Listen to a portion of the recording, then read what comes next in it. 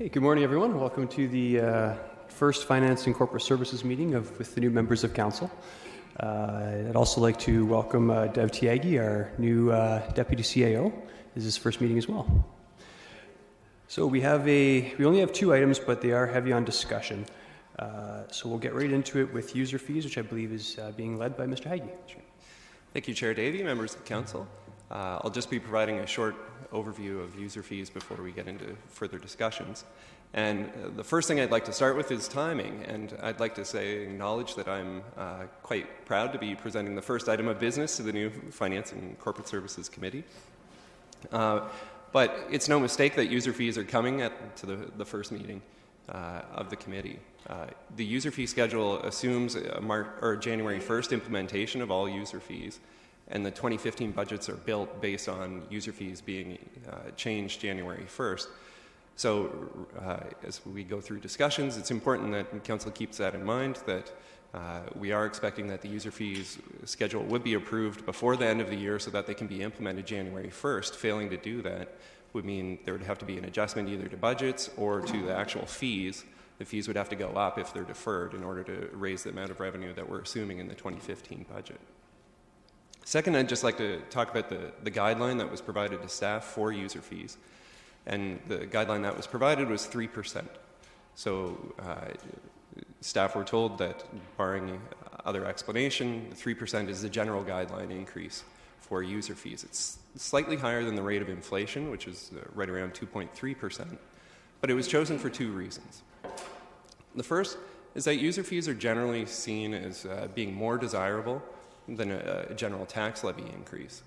And that's because user fees are typically on services where somebody has the choice whether they want to use that or not, whereas taxes are something that are mandatory and must be paid if you own property. The second is that in 2014, Council approved wage increases for part-time hourly staff, and a number of the staff that those pay increases went towards delivered the services included on the user fee schedule. And so a further direction from Council was to consider that and to essentially recoup the increased cost of those staff from user fees. So that's been incorporated into the guideline of 3%. Third, I'd just like to touch on affordability and considerations that staff had around affordability when putting the schedule together. I'm going to talk about it in two regards, one with large recreational users, and secondly about the leisure access card. Looking to the large recreational users, staff recognize that there's sensitivity to increasing user fees to some of our large recreational users, and so considered that when suggesting increases for 2015. For instance, the ice rental rates are not going up by 3%, they're going up by something closer to 2%, and that's in recognition that's specifically for affiliated groups. And that's in recognition that those groups also get funding from the city in the form of a grant. So it's just considering for hockey, for ringette, and for skating groups that was taken into consideration. Instead of increasing by 3%, it's only going up by 2% in order to keep affordability for those groups at a more affordable level. Finally, I'd just like to turn to the actual report. So and just briefly go over the report and the schedule, more the format of it than necessarily the content. So starting on page 1-2, you'll see that there are comments provided about user fees that are going up by something other than the 3% guideline. There's summary comments provided, the rationale for it. So essentially, if you don't see it in the text here, you can generally assume that the fees are going up by 3%. Flipping over a little bit to page 1-7, you'll see that's where the actual user fee schedule report starts, and it goes on for a number of pages. It's organized by department first, then by division, and then by actual program service. And just one thing I'd like to note is on the very left-hand side, you'll see that there's a number column, and that's essentially what number that user fee is. So when Council is considering and discussing, it would be helpful for all people involved if Council refers to the line item or specific range of numbers that they're talking about, just so everybody knows exactly where we are in the schedule. That summarizes my comments, and I'll turn it back to the chair for direction. Oh, sorry. I glossed over the leisure access card. I alluded to it, but didn't actually hit it. So relating to leisure access card, the increase for LAC this year is 11% as opposed to 3%. So the budget for leisure access card is proposed to go up by 11% as opposed to user fees, which are going up by 3%. And again, that was chosen to do by staff. It's something that's been much discussion with council over the last number of years. And the increase that's proposed here would just help ensure that there's affordable programming for lower income families that may need access to the leisure access card. Nobody's ever been turned away for use of the leisure access card, but sometimes we go over budget and we have to look for funding sources from other areas. The increase of 11% brings us to a level that's approximates where we've been the last number of years within the leisure access budget. So we're getting essentially to a sustainable level of funding with leisure access in the 2015 proposed budget. Okay, very good. So I think my preference on how we will deal with this is if we'll just go through, if members of committee have questions, we'll go through if they can refer to the item numbers, since staff has indicated the item numbers for each individual item going up to 1,576. I think that's probably the most appropriate way to deal with it. And we will start with Councillor Gazzola.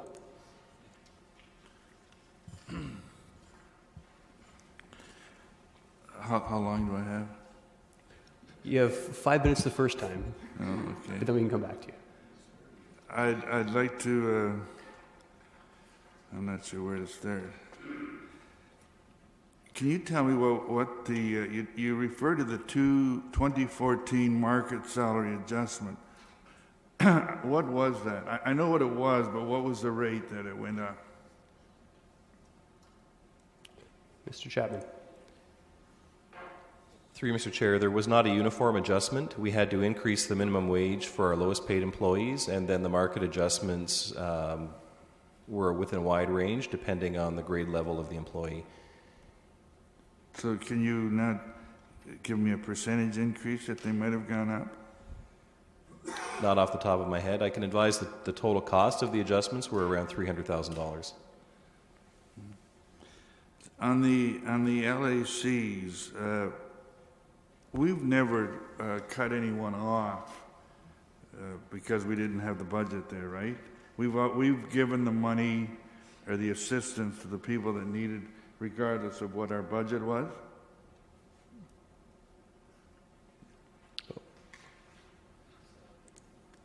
Through you, Mr. Chair, that's correct. We haven't ever refused an application because of a lack of funding. In fact, when we go over budget, this is an area where we will find funding from other sources. Just a quick note to the clerk. My computer here is actually showing Mr. May as Mr. Taagi. Just anyway, sorry. Councillor Gazzola, please continue. Okay. I just wondered why we haven't rounded everything to the nearest dollar. Why don't we do that? You do sometimes, you don't other times. Why don't we just do that all the way through? Mr. Haggie? In the user fee schedule, it's rounded to the nearest 5 cents. In some cases, if it's dealing with cash handling, people prefer to have it to the nearest dollar or the nearest quarter. In other cases, it doesn't really matter to the people accepting the fees, whether it's to the nearest dollar or not. All right, I have a number of questions relating to the various divisions or so. In the market, do you have a facility attendant fee? What is that? Do you have the number, Councillor Gazzola? No, actually, it pops up in 2 or 3 different places. Sorry. Mr. Revere? Yeah. So my understanding is that that's a fee that we charge to users of the marketplace and special events when we have additional events that require additional staff to manage the door or to clean up, that sort of thing. Okay. Item number 225, it shows meeting rooms, 146% increase. Actually, I'm getting into community services, I guess. Yeah, 225, 146% increase. Why is that? Seems a little... Mr. May? Through you, Mr. Chair, that has been adjusted to be comparable to other similar room rental fees for other community centers. Why all of a sudden? Why, I thought everything was comparable. This is something that staff would look on a yearly basis. They identified this as something that needed to be adjusted to be comparable, and so they've made that change. I notice on item number 246, center attendance. Are these required everywhere? 246 was the number. Community center attendant. Through you, Mr. Chair, maybe Councillor Gazzola can clarify his question. What do you mean by anywhere?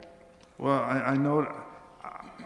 I guess this is a concern I have, that we often make people have a center attendant there when a group is having some sort of a function, and it's an added cost for the group. Through you, Mr. Chair, it's certainly the city's practice that whenever any of our city-owned facilities are open, we have at least one staff member present. Is that always necessary? I guess that's the question I'm asking. Through you, Mr. Chair, that's the practice, and in fact, I would expect there would be a specific policy regarding that. Okay. Councillor Gazzola, your time. Councillor Ioannidis, was there something? I'm not being funny, am I? No. Okay, let's move along here, folks. Councillor Gazzola, your time's expired. We'll move to Councillor Fernandez. Thank you. When the time is appropriate, I'd like to make an amendment to the motion. Okay, and in the and interest... I can give you the give you. I would like to see the fees increased by 2.5%, which is slightly above the rate of inflation. And my rationale comes from page 1-2 and talks about that we're using user fees to mitigate the required 2015 property tax increase. I think what we're doing is on the backs of users, and definitely some areas. Okay, so Councillor Fernandez, if you don't mind, we'll get to the rationale. Okay. Yeah, I'll go to my questions then. Very good. So I have a number of questions, so I know I expect I will go over, and I will ask for the other additional 5 minutes. Not a problem. So on page 1-5, where we're talking about utility account administration fees and property ownership changes, can you tell me how often these are requested by the homeowners? If it's the homeowner that is doing it or the owner of the property. Do we have a sense of how often this happens? Mr. Chapman. Through the chair, these would happen thousands of times throughout the year. So the account administration fee would be charged when there is new tenancy in a property. The same with property ownership changes, that when there is a legal transfer of title, that fee would be charged. There are some exceptions that council members may be aware of. For example, if there's a death in the family and ownership needs to change to reflect a single owner when it was spouses that owned it jointly, we don't charge it. But for arm's length transactions, this would always be charged. Okay, it just seems like quite a large change, and it's $40. It says as the market will bear a larger increase. What market are we comparing this to? Through the chair, we're comparing it to fees charged by other municipalities, local and across the province. So $40 would certainly be comparable, and I believe still towards the lower end of the range charged. And as you'll note, the fee has not been increased since 2011 or 2012. And so if you annualize the increase, it certainly is less than the impact you're seeing in 2015. Okay. The stormwater management quality fee, it's up 25%. Which number is that, Councillor? Sorry, Fernandez? I'm just still looking on one page 5. Okay. It's 1389. Thank you, Councillor so Calvi-Sila. 1389. Oh, thank you. The number's right beside it, sorry. So who pays the stormwater management quality fee?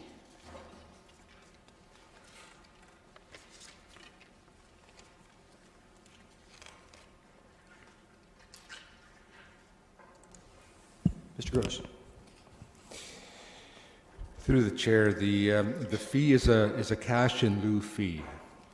That is a fee that was calculated back in 2009 as part of the stormwater management policy. It's a fee that is in lieu of providing a stormwater management pond or stormwater management facilities. That fee, excuse me, the fee does increase this year to the amount shown.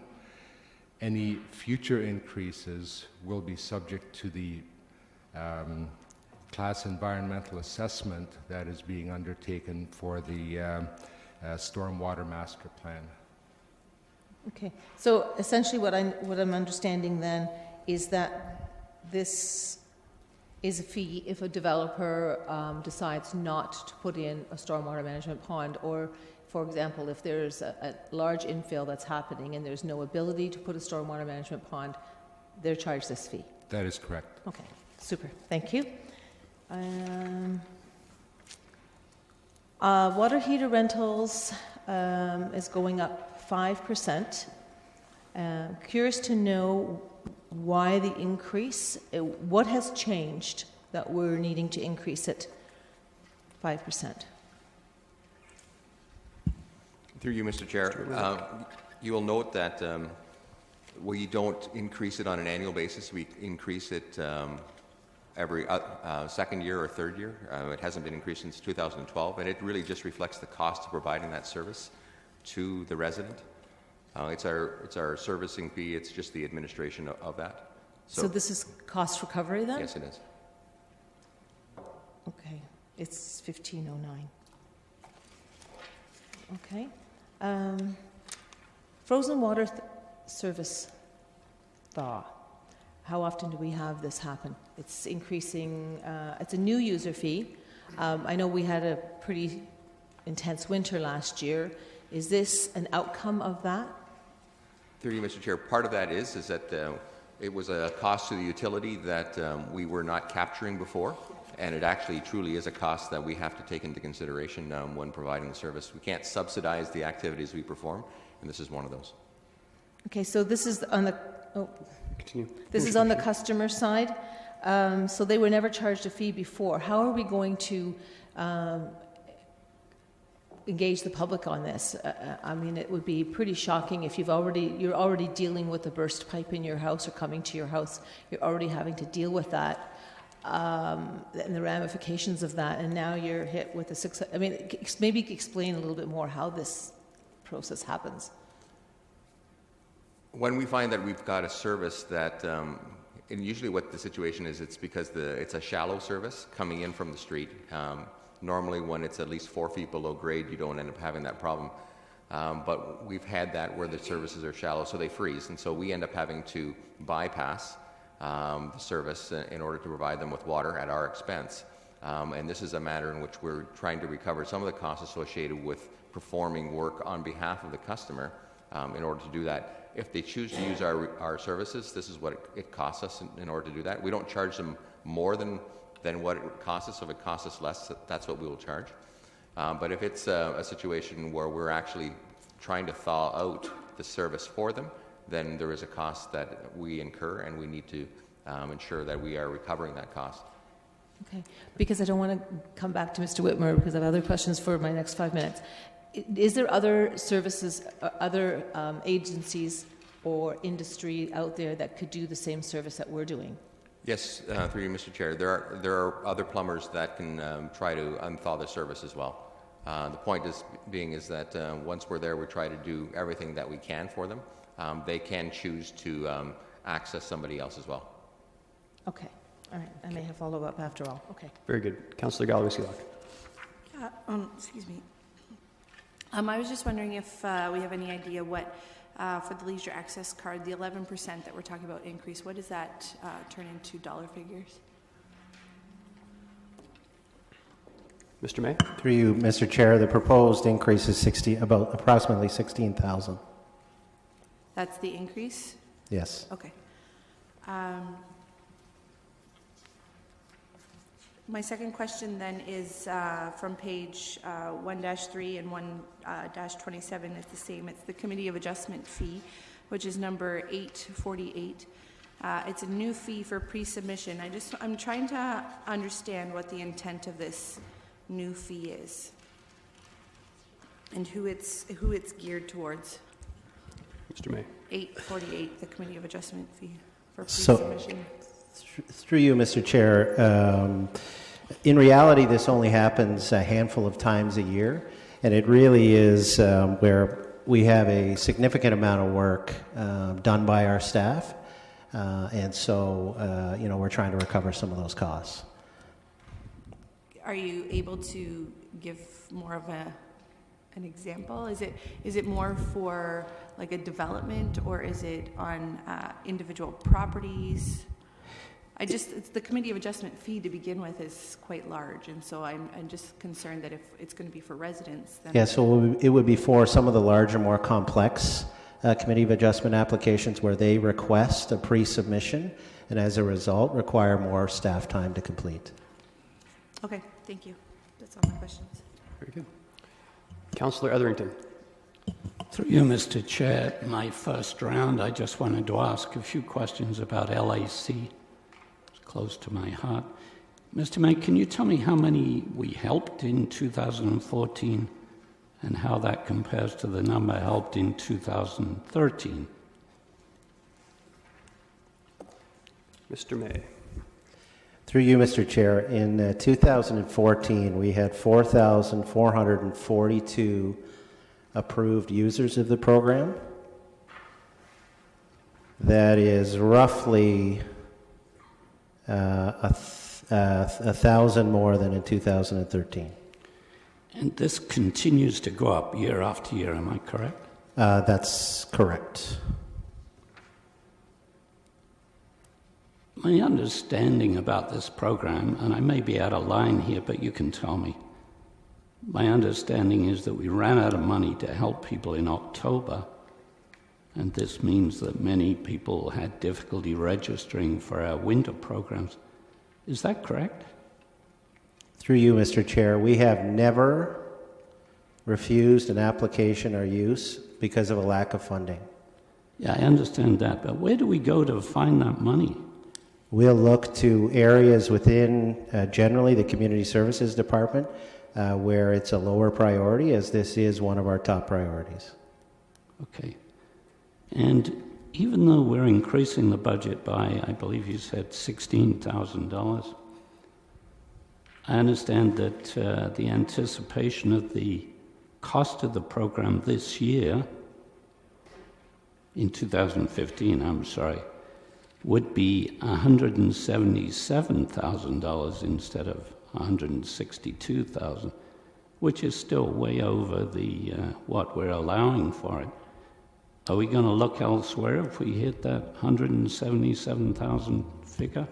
Through you, Mr. Chair, yes, we will look elsewhere, either through reallocating lower priority dollars or through applications to programs like Jumpstart. I would note that in the 5-year period, Council has increased the LAC budget by 70%. So you have added $68,000 to this program over the past 5 years. So are we sustainable? We're very close. I do expect that we'll need 1, maybe 2 more years of smaller increases as we've done over the past several years. But we feel we're in a much better place today to respond to those needs. But that 70%, that's an alarming figure, but that does reflect the need. We're still under meeting the need. Is that correct? Exactly my point is that as I spoke to Council last year, we have a multi-year plan to increase the LAC funding to a sustainable level. Okay. You've already added $68,000 over the past over the past 5 years, and we anticipate that we'll have to add some funding in 1 or 2 more years to get to that sustainable level. Final question, Mr. May, and I'm thinking about a motion on this to again increase it, but I'm just thinking about that. But final question.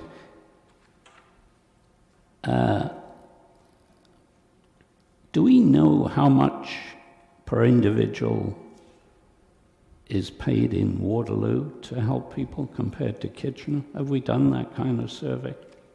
Through you, Mr. Chair, are you asking how much Waterloo funds for a similar program? Not the total, per individual. I think they're paying more than we're paying. So through you, Mr. Chair, I don't have that information. I could certainly look to see if we could do that, but it would require us to get detailed information from the City of Waterloo. Okay. Thanks very much for your help. And Mr. Chair, my other questions, maybe I'll wait for the second time around. Thank you. Thanks. Councillor Yaneski. Yes, thank you very much. I would agree with Councillor Fernandez in terms of an amendment to 2.5%. She beat me to the punch on that one. But anyways, I do have some questions I want to ask for staff here, and I probably need more time than the 5 minutes allocated. The Committee of Adjustment was just alluded to, the pre-consultation. That was referring to items that would be dealing specifically with developer-oriented type applications, where you're dealing with lots of severances or stuff of that nature, as opposed to individual property owners who may be not knowing the process and need some direction and some explanation, and which is usually 90% of the time. So through you, Mr. Chair, I would be hesitant to say it's one or the other. It's complex applications. It may be a developer or it may be a single property owner. It's the threshold for us is when it's complex enough that staff have to invest a significant amount of time into it. Okay, and I can appreciate that. I know where you're coming from. The next item dealing with neighborhood information meeting, a new fee for $1,000. If that's initiated by who? That's a proponent, an applicant, developer, builder may want to do that, or is that something directed by council of an application here before us on a zone change or whatever, and then there's a number of issues, we throw it back for a public consultation meeting? Does that now force them to pay $1,000, or how does this all come about? So this is usually driven by staff, or in some cases staff in consultation with a ward councillor. This is above and beyond what is laid out in the Planning Act, but we have had significant success in the developers partnering in these types of neighborhood meetings, and so it really is at staff or staff and city council's direction. And that, okay, I see where you're coming from on that. Okay.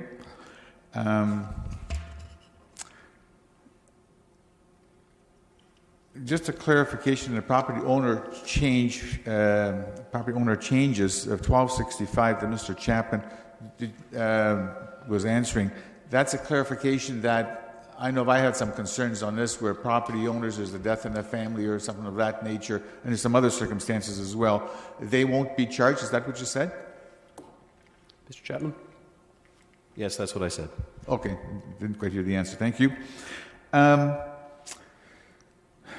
Stormwater management change in ownership fee 1374.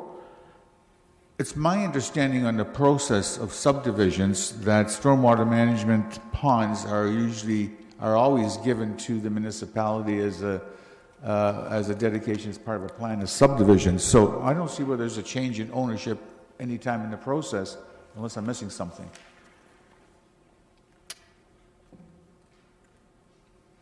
Mr. Gross. Chair, the ownership initially is with the developer. Once the municipality takes it over, there's a change in ownership from the developer to the municipality. There's a fee that the Ministry of the Environment requires for ownership purposes. So this is simply a flow-through fee. Yeah, but isn't the deed given to the city at the time of the dedication of the property, and it's just a matter of meeting the requirements of the subdivision agreement over a period of time that the swim pond has been fulfilled to meet the standards? That's when the registration occurs. A lot of work occurs prior to registration. And that's true too. You got a good point there. Okay, so that would fit in for this type of scenario? That is correct. It's simply a flow-through fee that the Minister of the Environment charges so that the city is not out of pocket any money. Okay, thank you very much. Fire hydrants removal and installation. Who would be moving those things? Through the chair, during off-site work, which is typically undertaken during redevelopment of lots, there may well be fire hydrants in the way, whether they're in front of driveways or that need to be relocated. That work is done by the Kitchener Utilities, and the cost of redevelopment includes those costs. All right, I appreciate that. Next item is the water main inspection daily rate. This is new. Why? We ever had this occasion that we need? Through the chair, again, through the redevelopment, infilling of lots, redevelopment of lots, there may well be a new water main required or an upgrading in order to service that new development. That work is typically undertaken by a private contractor through the developer. The water main is inspected by utilities staff, and that is part of the redevelopment cost. Therefore, the utility is simply trying to recover the cost of that inspection. Okay, thank you. Okay, Councillor Yaneski, your time's expired, but you can feel free to ring back in. Councillor Marsh. Thank you.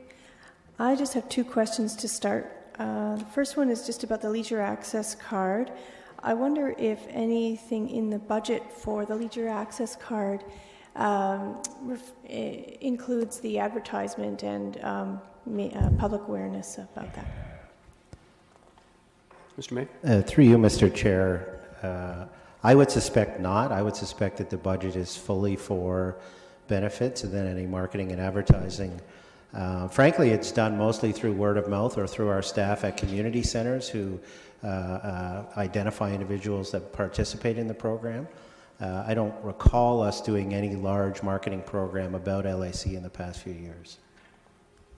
Okay, thank you. So I don't think this is the right time to talk about advertising budget for that, so we can save that for another time. The second question is just about the on page 1-6, the water resampling due to adverse conditions fee. It's a new fee for $350, and I'm just wondering if that is an estimate of the true cost recovery, or if that's just a small amount, or if it's a percentage of what is actually the real cost.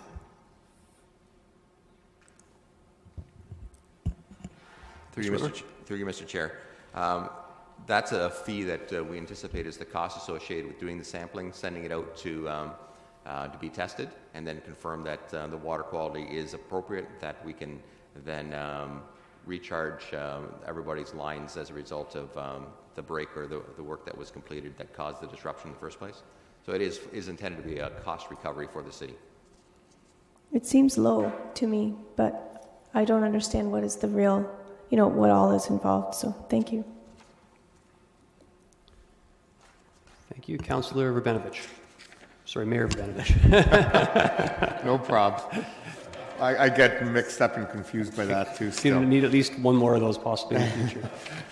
I've got a few questions. Going back to the Grand River Rec Complex and the question that Councillor Gazzola was asking with respect to line 225, the meeting room. I understand we're trying to align it with other community centers, but I guess my concern is when I look at the size of that room and compare it to similar rooms at whether we're talking Centerville, whether we're talking at Stanley Park, whether we're talking at other community centers, it seems to still be, well, it was too low before, now it seems way too high, and it doesn't leave a low-cost option at that room. So I'd ask staff to go to go back and take a look at that before we deal with it finally next week at council. It's just not consistent with some of the lower cost rooms at those other community centers. Moving on to item 486, the adult preferred single allowing upright marker cemetery grave, and we see a significant increase there attributed to a market adjustment. I guess I'm just trying to understand. I mean, have we seen everybody go up this much in 1 year? It just seems excessive, particularly at a time when families are dealing with a lot of unexpected costs, typically. Wonder if I can get some insight from staff on that. Mr. May? Through you, Mr. Chair, every year our cemetery staff look at fees and rates for neighboring municipalities and other cemeteries. They would have identified this as one where we were charging lower than our other market comparators, and so they've proposed an adjustment. And is this an adjustment we need to make all in 1 year, or can we phase it in over a couple of years? Through you, Mr. Chair, we are certainly in council's hands on that. We, this is to get us to a comparable rate. Okay. 744 Centennial Stadium affiliated track and field rate. We're seeing that go up 12%, and that often has to do with youth sport groups that are using those facilities. Again, it seems excessive, and it talks about it being realigning with related costs. I wonder if we can have an explanation on that one. Mr. May. Through you, Mr. Chair, the track fee is going up to align with the fees charged by the school boards. On their fields? That's correct. Okay. 854, 855 with respect to group home registration. I'm a little confused because it says it's a new, okay, actually I think I've answered my own question. A new application versus a renewal application. Skip that one. And then the last one, just if I can get a refresher from staff on the dog licensing fees. We're seeing some go down, some go up, both by significant amounts. Is this to line up with our new agreement with the Humane Society? Through you, Mr. Chair, this is to implement the direction that Council provided not too long ago. Okay. It's basically a part of the responsible pet ownership strategy, which is all about getting more dogs licensed. Okay, thank you very much. Okay, before we go back in the queue again, I just wanted to ask one question, and I just want to be 100% crystal clear on this point before it comes back to us on the leisure access card. Regardless of whether we increase the leisure access card amount or not, it will not materially affect the number of people that we assist, which is everyone. Is that correct?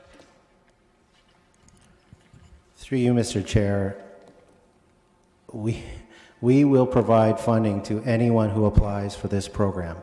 I guarantee that. Okay, thank you. I just wanted to be clear and hopefully cut off some conversation going forward. Okay, we're going back around again. Councillor Gazzola. I should say that I had too had hoped for a lower increase than is being recommended and sub-recommended. But in line with that, I was wondering if it's possible if staff could provide a 10-year comparison of what our tax rate increase has been and what our user fee increase has been. That shouldn't be I don't expect the answer today, but for next Monday, just over the past years, recreation fees and user fees have always been higher. I'd just like to compare that. Can staff accommodate that? Thank you. Okay. Thank you. I'll go over a few quickly. When it comes to, you discussed this about prime time rate for ICE of 1.89% increase. A couple of years ago, I thought we took our major groups like Kitchener Minor Hockey off of grants and adjusted it by giving them preferred rates. Do they still get grants on top of that preferred rate?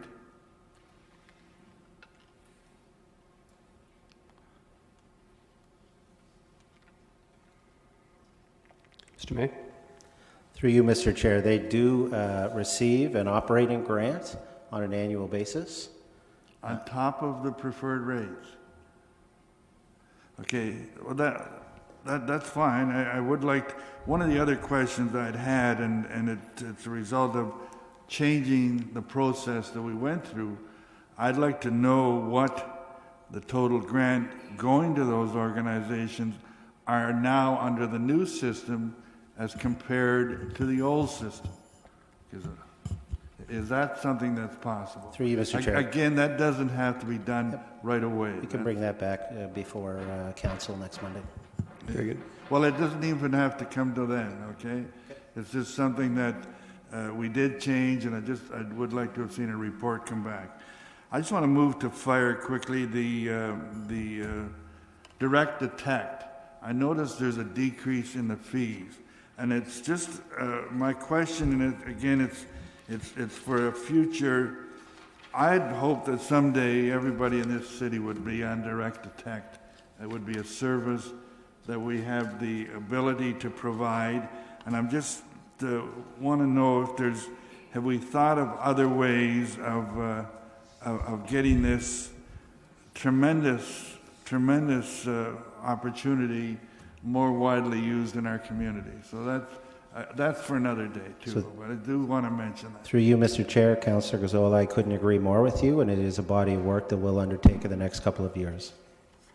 Okay, then the final question I have a number of other ones, but which I may send you offline, okay? But I do have a concern with parking. I find it difficult. Most of the other things, the fees that we charge are a minimal part of our budget. But when it comes to parking, it's difficult to really set the fee until we see what the parking operations budget looks like. And so I wonder if that's an area that can be deferred until we deal with the parking budget. I would guess not, but look to staff to comment. Did you say I guess not? I would get. Well, we have to have the fees in place by the end of the month. Well, we could. I mean, they're calling for no fee increase in that area. So perhaps if we have to look at the budget and then say as of March the 1st, we need to have a fee increase. So it is an issue that could be deferred. Or alternatively, if it's at zero now, we could just as a thought, we could just leave it at zero, and then we deal with it in budget. We could make a change at that point, and then. Well, that's what I'm suggesting. Right, Yeah. So, is there put another way? Is there anything to preclude us from changing the parking fees after we approve the user fees for this year? Should we could kick them into place, say July or something like that, if council or committee chose to do that during the budget process? Mr. Wilmer. Through the chair, no, I would suggest there's nothing to preclude you from revisiting mid-year. It's not generally desirable on most fees, but this may be exceptional. Okay. Point of clarification or Yes. order, Mayor Urbanovich? Just on that, though, would it require a motion to reconsider? Or so, in other words, should we be pulling it out of this list? Oh, I see. That's a good point. For when we deal with it on next Monday. And that's why I'd like to defer it if we can. Yeah, that makes sense. Mr. Wilmer? Procedurally, it's better to pull it out then, so that you're not making any decision on it today or next Monday. Okay. And Councillor Gazzola, we can do that now, or we can do that at council. It's up to you. It doesn't matter, as long as it can be done. I would prefer if it can. Okay. And I when the recommendations come forward, I have a different one. Okay. Just to warn you. If you want to click back in, then I'd appreciate that. Please. Right now, I just want to take people that still have questions of staff. So next up, I have Councillor Fernandez before your motion. Questions of staff? Yes, please. So going to page 1-7, and I'm looking at the farmers market. There's one, it says number 6, package 1 rental space per hour. It's going up 12.49.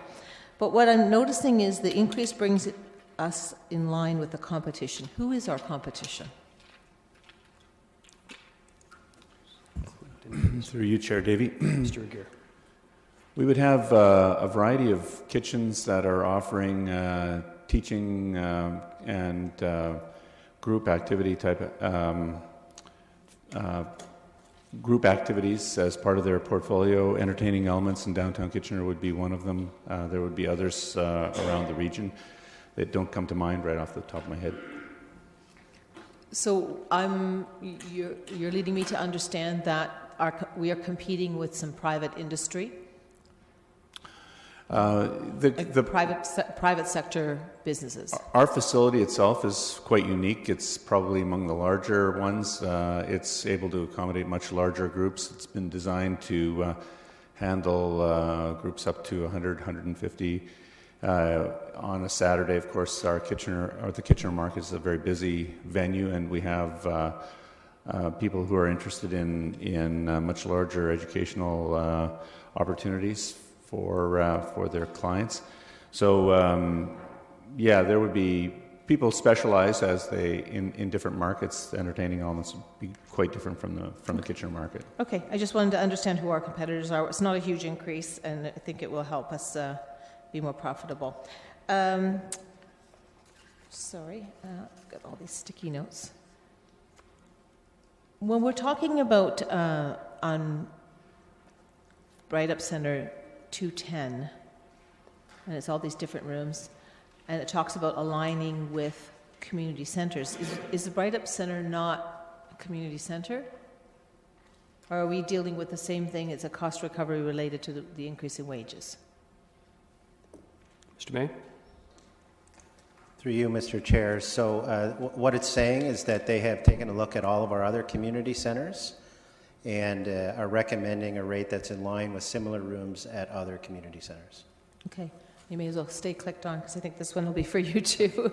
On page, the next 1-13, there's a whole list of fees under 259, 260, 261, rate comparable to industry. And that's under the Bridgeport Community Center. So are we comparing again ourselves, or are we comparing other meeting rooms in other industry sectors? So those comments are specifically for licensed events, and they would be looking at some of the different community spaces across the city that offer similar licenses. Okay. On page 1-37, item 1163, and I understand I'm making a mistake here, because I thought it said big sale and it said big shop, so we'll negate that question. Then over to, I think that was, just going back to my discussion with Mr. Whitmore regarding the frozen pipe situation. If we're increasing this cost, or actually it's a new cost, I apologize, how are we going to inform the public of this? Because I think it's something that we really need to market or let people know that should this happen, this is a cost you may incur if Kitchener Utilities comes out and has to defrost your pipes. But you also have an option to choose somebody else. How can we get that information out to the public? Because I think it's important that people know that this is what could happen and this is the cost that they could be dealing with. Mr. Whitmer. Through you, Mr. Chair, one of the simplest things we do is to add information into their building. We have the envelopes, stuff, all sorts of energy-saving components. This could be one where we can add that item to specifically draw attention to it. I can speak specifically to staff about that. Okay, I think that would be really critical and important, just so that people are not blindsided by a fee that's brand new. The public wouldn't really be aware of that fee right now. So I appreciate that. I think that's great. And the rest are my comments for after. Thanks. Very good. Okay, again, still taking just questions of staff. Councillor Etherington, questions of staff? Mr. Chair. Certainly. A few quick questions. On 881, again, I know we've dealt with it, but that $1,000 new fee. It's been my experience in Ward 9 that some developers are not always crazy about holding neighborhood information meetings. My first question is, do they have an obligation to hold such meetings? And secondly, if we charge them $1,000 for this, would that deter developers from holding those kind of meetings still further? Mr. May. So through you, Mr. Chair, these fees were reviewed with the Home Builders Association, and they were quite supportive of this new fee. It's actually recovering only 50% of what we expect the costs are, but staff believe there is a benefit not only to the developer but also to the community, so a 50% recovery is fair. There is no legislative requirement for them to participate in these types of neighborhood meetings, although, as I said earlier, we have seen significant success. I think that what we've heard from developers is when they do these things, they're able to make adjustments early on in the process as opposed to it coming to council and then having it deferred while this kind of input is gathered. Yeah, I agree. Thank you. And my second question on 1509, the water heater increase 5%. This keeps going. I'm going to buy my own water heater. Can you give me some information on that 5% increase? Like, why 5%? Mr. Whitmer? Through you, Mr. Chair, what we've done is we haven't increased it since 2012. What we're trying to do with the community and residents specifically, they don't like necessarily small annual ones. They don't mind having a lump sum that's every 3 years or so. So I guess it's a question of if you want to increase it annually, we could do that. But it's just a saw-off between either increasing it at one lump sum over multiple years or a small incremental increase annually. Thank you. And my last question, I'm very croaky today. 1389A is a new fee, the storm connection through reconstruction. Can someone give me just a brief explanation of what's involved in that one? 1389A. Through the chair, during reconstruction projects, which typically occur in the older neighborhoods, there are instances where the existing lots may have a drainage problem, either in the front yard or the backyard or the side yard. Those drainage problems can be alleviated through a storm connection. Right. During reconstruction, the ability is there for a reduced cost to the homeowner simply because they would not have to pay for the restoration of the road, the sidewalk, the curb. So what the fee is there for is for the installation of a pipe from the sewer in the road to the property line to help them alleviate any drainage issues that they may have. Great. Thank you very much. Thank you. Okay, still questions of staff. Councillor Gallery-Sealock? Yeah, I just wanted to follow up on some of the input or the amendment or the motion that's going to end up going forward. And I wanted to ask staff, over the last 2 to 4 years, what was the rate of inflation and what did we increase user fees over that same period of time? If you have anything off the top of your head, if not for... Mr. Haggie? Through the chair, I would say the rate of inflation, now, top of head numbers, don't quote me on much.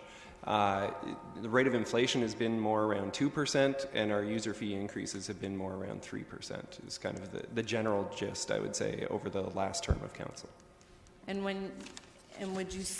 we typically would make that change in and around budget, right, in order to decrease the tax levy? Is that why you put in the line about mitigating the 2015 property tax increase? Yes, so through the chair, generally user fees are seen as being chosen by the user, and therefore it's more desirable to increase those as opposed to the general tax rate and spreading the costs across everybody. Okay, if we can get maybe those exact numbers for next Monday with regards to the rate of inflation and what we did increase user fees, that would be appreciated. Thank you. Mr. Chapman, do you want to add? Through you, Mr. Chair, further to that point, I would just draw your attention to page 1-6, and because it sounds like there are various amendments coming forward, just make the point again, that every 1% adjustment to user fees equates to about $100,000. So at present, the 3% user fee increase is contributing about $300,000 of additional revenue to the operating budget. And the other point to make, I made it earlier, is that the adjustments for the 9,000 series employees amounted to $300,000 in 2014. So you can see that essentially that cost alone is fully consuming the increase in user fees in 2015. Okay. Questions of staff. I just have Councillor Gazzola, I believe you're just bringing forward something. Mayor Verbanovich, do you have questions of staff? If I may, just one more question. And it's with respect to the fees in particular. If we were to look at the recreation-related fees for people of all ages, so I think that sort of takes us from 78 to 186, and then 408 to 457, just by taking a quick look at that. If we were to limit those to inflation and everything else essentially as proposed by staff, do we have a sense of what that would mean for the overall impact of additional revenues for coming out of fees? Through you, Mr. Chair, we don't have a detailed calculation, although we certainly can provide that to Council via email in advance. I can tell you that generally, recreation fees make up a little bit more than half of all of the user fees collected. Okay. And sorry, the inflation number that was referenced earlier for this year is 2.3? So it would essentially be, if we made an adjustment around that, if I understand you correctly, Mr. May, it would be approximately 0.7 on 150,000. 35,000? Okay. Great. Thank you. At the appropriate time, depending on where we go with motions, I may be wanting to make one as well, Mr. Chair. Okay. Just one final question, without going too much into our caucus discussion. Because of the 9,000 series increase to staff salaries, and it was touched upon, but I want to be clear on it, this is directly related to the increase of the minimum wage. Is that correct? Mr. Chapman. Through the chair, there were two parts to it. Yes, the minimum wage had to be increased. That prompted the review, but we also found going to market that positions like lifeguards, for example, were underpaid considerably compared to market, and so this adjustment was made to true them up. I don't believe they had seen any increase at all for a couple of years while the review was underway. Okay, thank you. Okay, that concludes questions of staff, so we'll now move to bringing motions forward. Councillor Fernandez, you'd indicated first, so we'll go to you. Yes, please. I understand that this is chosen fees, so people are choosing to do some of these activities. But we always talk about being healthy, building a healthy city. How can we build a healthy city if people are being challenged to be able to afford fees, especially if I am understanding from Mr. May that 50% of our fee makeup is recreation fees. So I think a 0.5% reduction, my calculation was 50,000, now I'm seeing 35,000. I'm not sure what the difference is. Mayor Verbanovich indicated his question was revolving around recreational fees only, whereas you're right with $50,000, but that would be for all fees across the board, so all of the sort of stormwater fees and that sort of thing. Okay. So Mayor Verbanovich indicated, I think he was indicating he'll be bringing forward a reduction in recreation fees only. Okay, and that's actually where I was going, okay. Mayor Verbanovich, was that I wanted to see the reduction happening on the recreation side as opposed to the other industries, the engineering costs and some of those other costs. I completely understand those. But this really speaks to being physically fit and opportunities for our citizens to be able to participate in all kinds of recreational activities. So my intention when I asked for a reduction was to have it aimed at the recreation fee. So actually we seem to be on the same page with that. It's important for us to know that when the implications of wage adjustments, yes, some of may have not had a wage increase for a couple of years, but there are many citizens out there that have not had wage increases year after year after year after year. And they take small pleasures in being able to take their family swimming or skating or some of those, the other items that are available to them. So that's my motion, 2.5 increase on recreation component of the user fees. Okay, very good. So comments, Councillor Gazzoli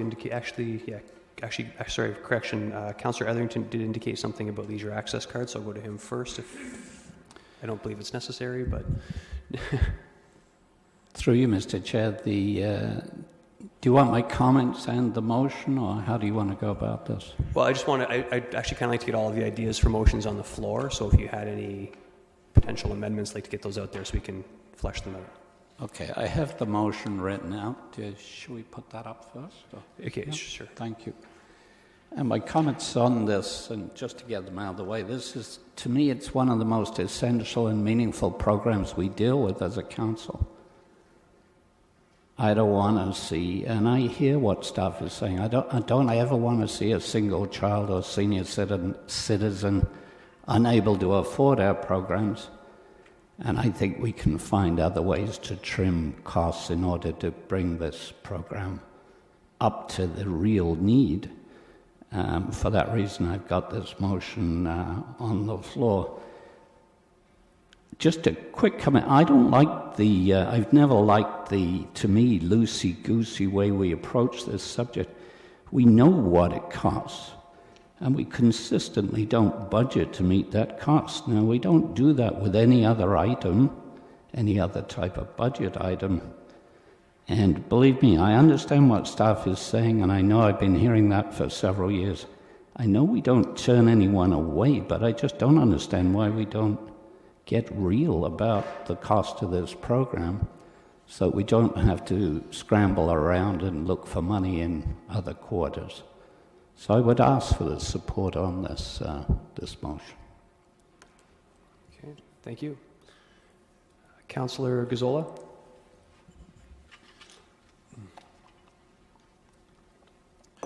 Yes, I'll quite simply, I don't have anything written out, but I was going to recommend that the increase be 2% across the board.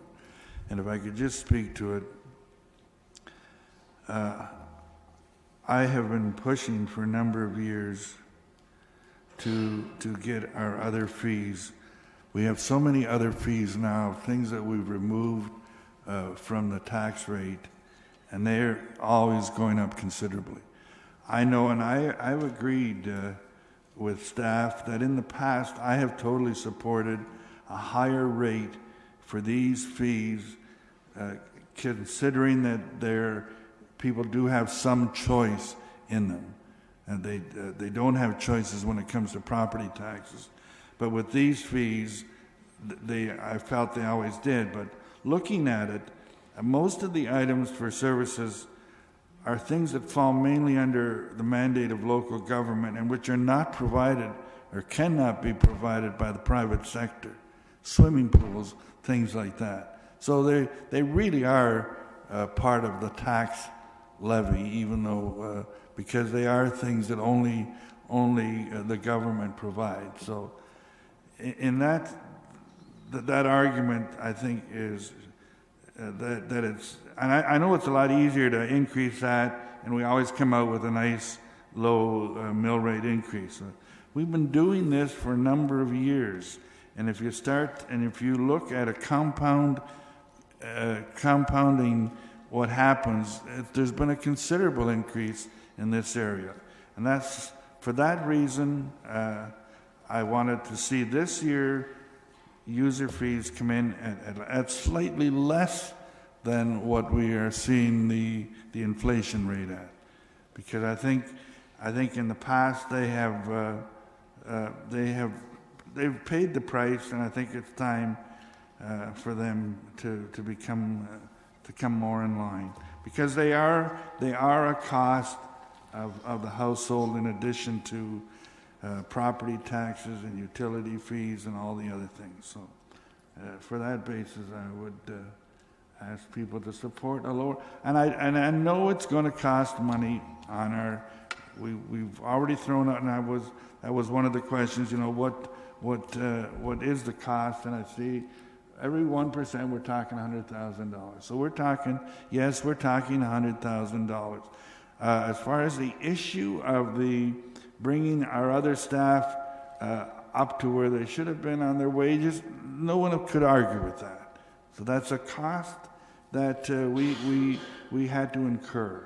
So we need to, yes, it's going to cost something, but maybe we can become more efficient in some other areas, or maybe there are other areas that we can change. So I don't want to tie it into the fact that it's going to add 100,000. That's it. So I think we need to deal fairly with it. While I've got the floor, I just want to talk about the leisure access. I don't have any problem with the motion that's before us. I asked the question early on: have we ever not provided assistance to someone that's needed it? And we always have. And the fact is, yes, if we don't have enough budget money, we overspend the budget. That's a common practice, to overspend the budget to provide the service. We do that with I think you're going to find out at the end of the year that we've overspent our budget for 2014 by probably $1 million. So we overspend, and that's the part of, that's just a normal part. So although this, I guess this adds something to it. It really is an area that I think we've been really good at, and no one's ever gone without. And not in addition to this, when I was actively involved in minor hockey, and I'm sure it is the case in most minor sports programs, they have their own pots also that they do the same thing to help children that don't have the substance. Okay, I have to ask you to wrap up, Councillor Gazzola. I'm done. Thank you. Okay, so just for those keeping track, how we're going to handle this is we'll deal with Councillor Etherington's motion afterwards. First, right now, the motion on the floor is Councillor Fernandez and at 2.5% for recreation only, and the balance the rest. And then we have an amendment from Councillor Gazzola to bring the entire thing down to 2%. So we'll be dealing with the amendment first. I know everyone still wants to comment. I'm just letting you know where we are. So the amendment as it stands is at 2%. Point of additional, you'll have to wait because other people want to indicate. Councillor Marsh. Thank you. I just want to add a friendly amendment to the amendment. So I know that in a few cases, the user fees have been altered to make it easier for people paying cash, like for example at the swimming pool, the user fees. So if we are if we are changing the user fees, I would like to make sure that it's not just exactly 2% increase or 2.5 increase, whatever we decide, but something that would be that amount minus whatever it is to make it an easier cash exchange. Okay. So I don't know how to word that, but to... Mr. Chapman, do you want to comment on that? Through Mr. Chair, I'll just outline two understandings that we would have based on the motion and the amendment. The first is that whether it's 2% across the board or 2.5% on recreation, that will only apply to fees that were set at 3% originally. So anything that had a rationale to be below 3% or above 3% would be maintained. And the second is, as we've done before with the 3% guideline, we would apply any rounding conventions to get us back to where we need to be for ease of cash handling and that sort of thing. Okay, very good. And Councillor Verbenovich? Mayor, it's sorry, okay. It really is. We'll get used to it. You got 4 years to figure it out. A couple things. First of all, I'm certainly pleased with Councillor Fernandez's motion to separate recreation from the rest, because I think from a quality of life and healthy lifestyles perspective, I think it is important that we look at it differently. Depending on what happens with Councillor Gazzola's motion, I would, Councillor Gazzola's amendment rather, if it doesn't succeed, I would be moving an amendment to just see us go down to 2.3 on Councillor Fernandez's motion, just to be consistent with inflation, but only on the rec portion as has been suggested. I think it does make sense to look at that. I certainly am supportive of where Councillor Etherington's going with respect to leisure access, to ensure that we meet the needs of those who are most vulnerable in our community. And the other thing that I think none of us should also lose sight of is the fact that both for rec and arts and culture programs, there is now also a federal tax credit that is available for people that wasn't available before. So there is an advantage that's happening as a result of that to our taxpayers as well. So I think all of those things combined would help ensure that we're both staying competitive and fair in terms of dealing with the items that are before us.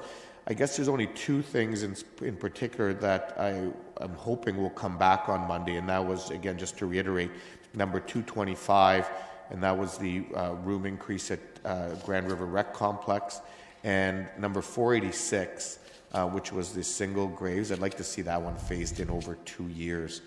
So I don't know if you want me to deal with those separately as amendments when we get to those, when I get to my amendment later on. Yeah, we'll deal with that. Councillor Singh. Yeah, thank you, Mr. Chair, and definitely liking the direction that that we're heading towards. I had two main questions this morning, and one of them was, where is inflation? And that was the important thing, and of course the impact that would be for the reductions. I had some similar concerns as well as what's already outlined by Mayor Verbenovich and Councillor Fernandez, that we need to be sensitive towards user fees for our leisure programs. This is something that we have talked about promoting activity throughout the city, healthy activity, and we can't do that if you continue increasing costs that go beyond what average homeowners can afford to pay. So I like what Mayor Verbenovich has put forward at 2.3, which would be in line to inflation. And not to play with the numbers, I respect what Councillor Gazzola has already said, that the overall rates do need to be closer to inflation. But I think rather than going aggressively below, because we need to make sure that it's sustainable. It can't be just a one-time, one-year sudden drop, and then it puts a pressure on the tax levy, and then for those same rates to come up higher in future years. So I think we need to be responsible in setting that direction going forward in future budgets as well, that we try to come in line to inflation for our user fees as well as our tax rate levy. The thing is, there are two pockets, but those two pockets belong to the same citizen. So we can't just take a little more from one and less from another to please ourselves. We need to make sure that we are appropriate in increases for user rate as well as the tax levy increase.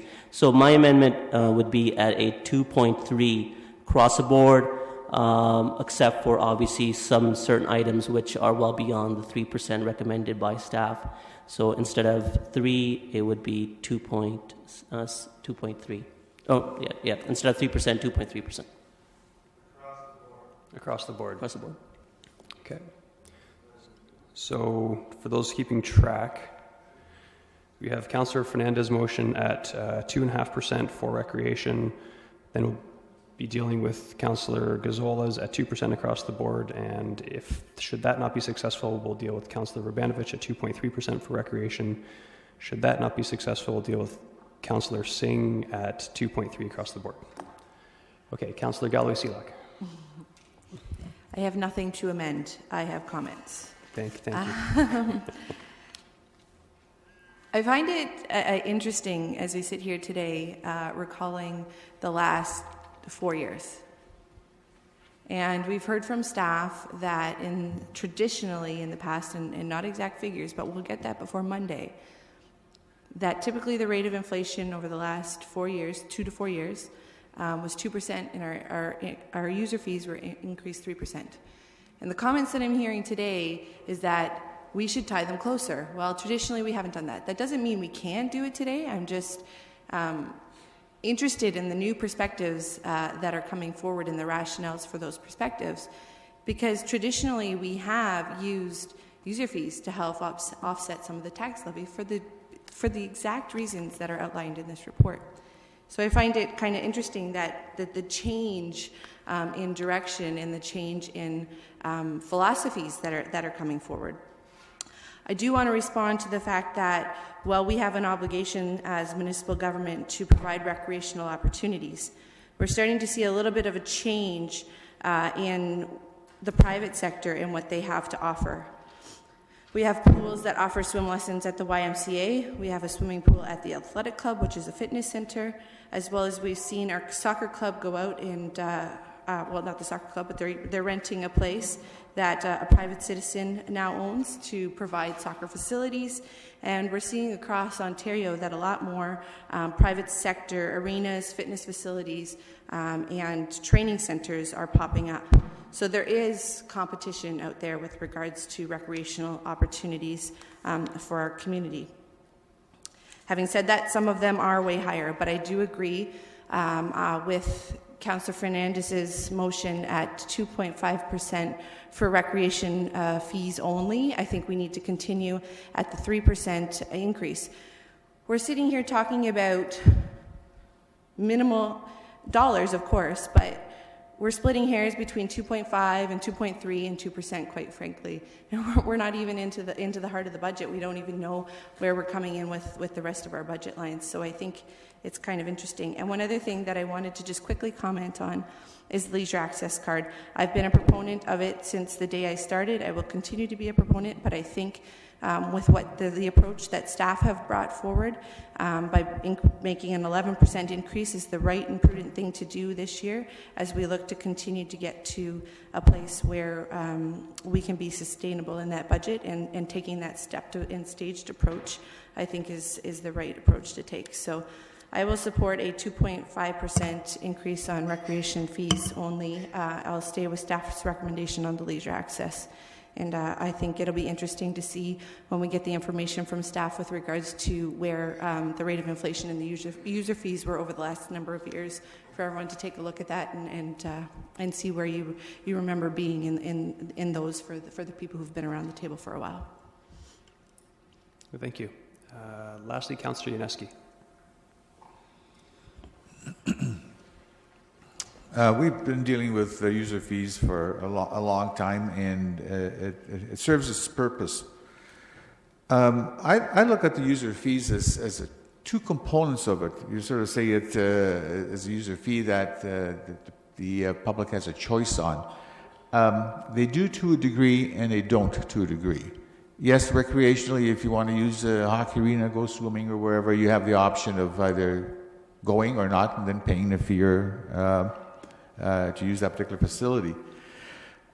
Some fees you have no choice on in terms of you've got a problem with your sewer backup, you've got a water main break, you've got frozen pipes, you've got developers got items that they wish to bring forward on doing certain things. They just become automatic because that's just part of doing business.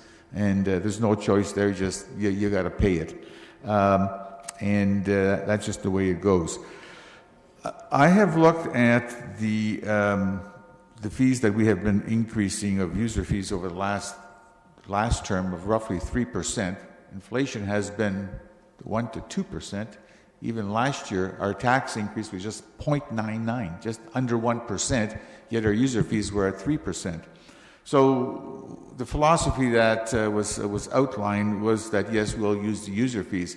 I think we've just gone a step too far, and then here we go again, another 3% of user fees. I would agree with Councillor Gazzola to go for 2% right across the board.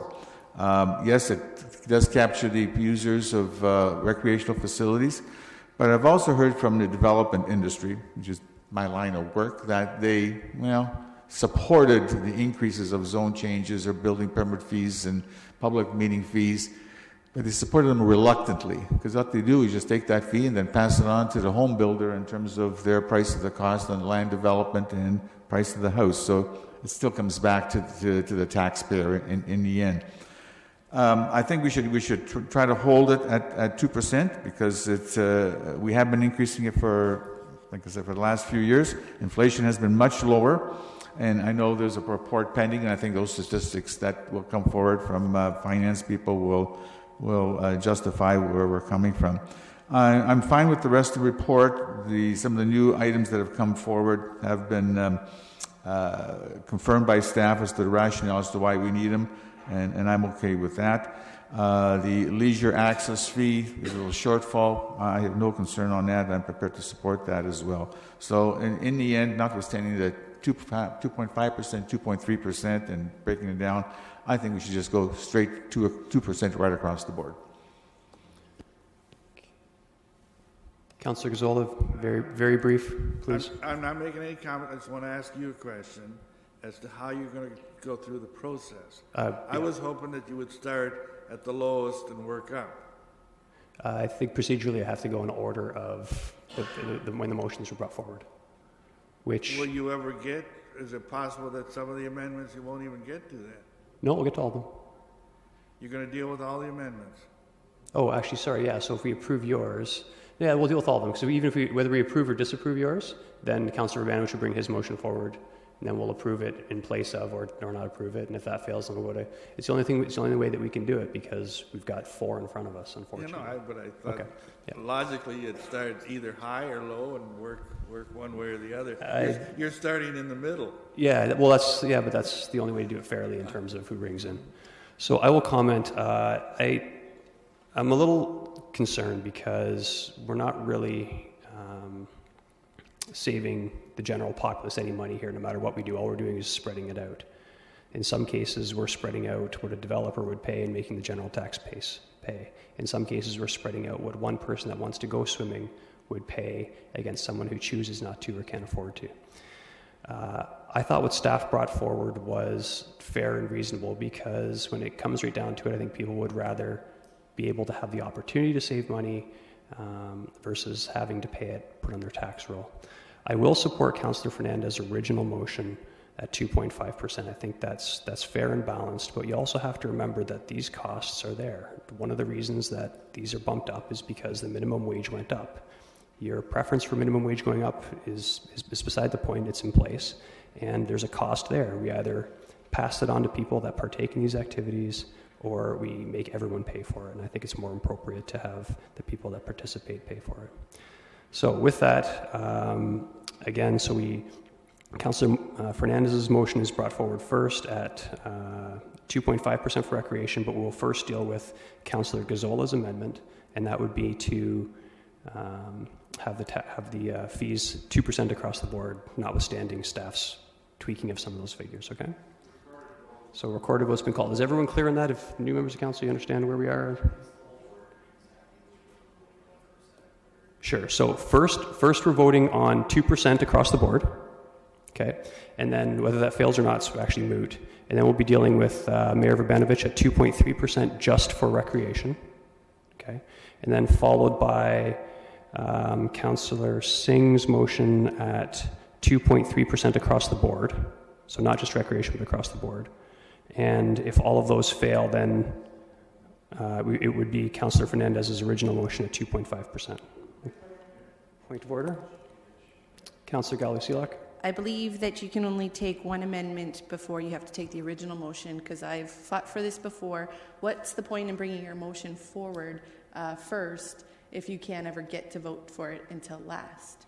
And so I don't know procedurally, but I don't think we should deal with all the amendments. I think, in fairness, someone brought a motion forward first, and it should go in order. Actually, you're right. I believe the rule is, thank you for reminding me, I'll look to the clerk, but I think we have to cut it off at 2. I believe you can amend an amendment, but that's it, right? Okay. So we will not get to Councillor Singh's. We'll vote on Councillor Fernandez before we get to Councillor Singh's motion, okay?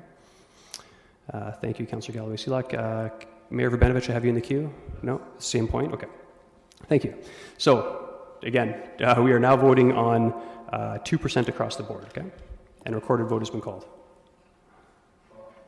Oh, pause 1 second here, Mayor Vojanovic. Just to clarify, based on what you just said, you're saying you can amend an amendment.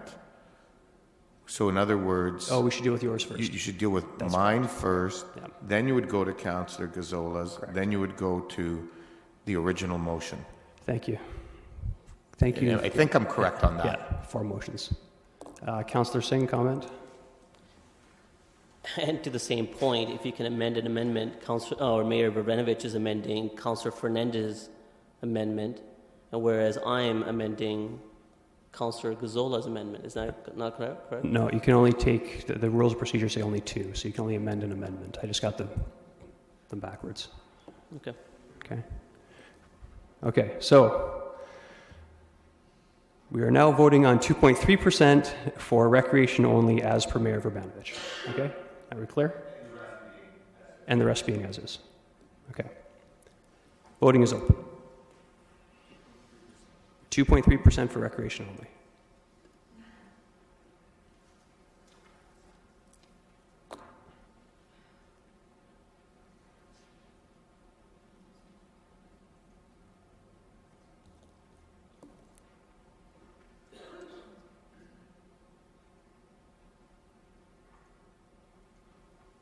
Okay, those in favor? Yeah, sorry, that's... And those opposed? Okay, that motion carries. We are now at 2.3% for recreation and 3% for the balance. We will now go to Councillor Gazzola's motion at 2% across the board. I've recorded vote for everything, I presume. No? 2.3... Oh, sorry. Okay, I'm passing. I'm losing my mind here.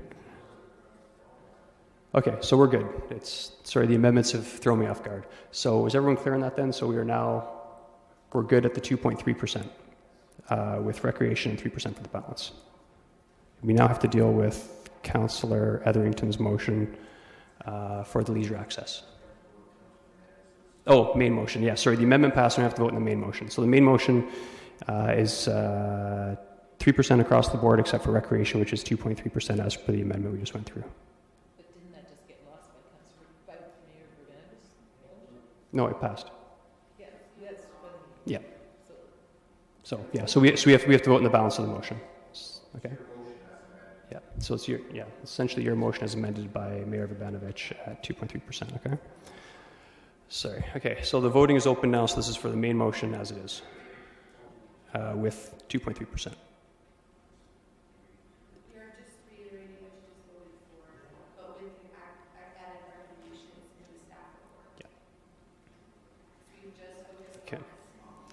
So what we did is so it's 2.3% for recreation, 3% for everything else.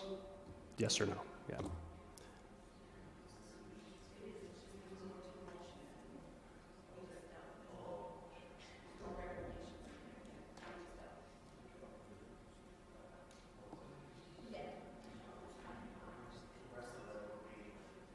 All right.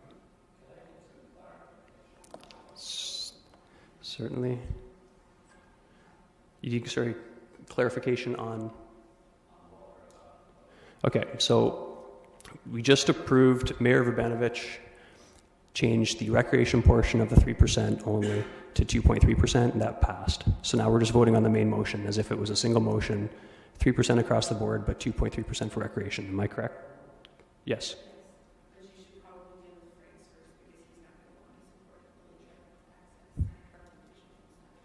Oh, okay.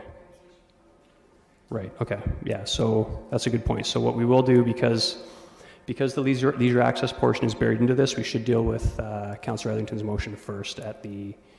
could we get that back up on the screen if possible?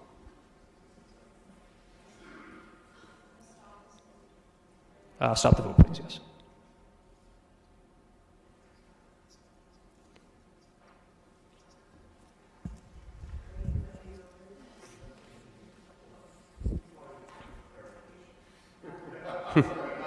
not trying to be difficult, but the leisure access number, correct me if I'm wrong, Mr. Chapman, is not being dealt with today. It'll be dealt with in the 2015 budget. So Councillor Etherington's motion is simply giving direction in advance of budget with respect to that item, separate of the fees and charges that we're dealing with. There's nothing in fees and charges speaking to this today. Or in the recommendation for that matter. I'd look to Mr. Chapman to confirm. Through the chair, that's entirely correct. I would say you have three options. You can pass the motion as it is, and you will be giving final budget direction in advance of final budget approval. You could add wording subject to final budget approval here, and then it will come back. Or this could be dealt with as notice of motion and be tabled as a part of budget deliberations. But to be clear, there's nothing in this report today that's approving anything with respect to the LAC budget. It was only there for information. Okay. Okay, so Councillor Etherington, we'll deal with, we'll just get this out of the way first, then we'll come back and deal with your motion if you want to do it that way, okay? Okay. Okay, so again, welcome to committee, by the way, new members of council. So we're going to be dealing with the original Councillor Fernandez motion as amended by Mayor Vrbanovich first, and we'll get that out of the way, okay? And record a vote on that. So you're voting on 2.3% for recreation and 3% for the balance.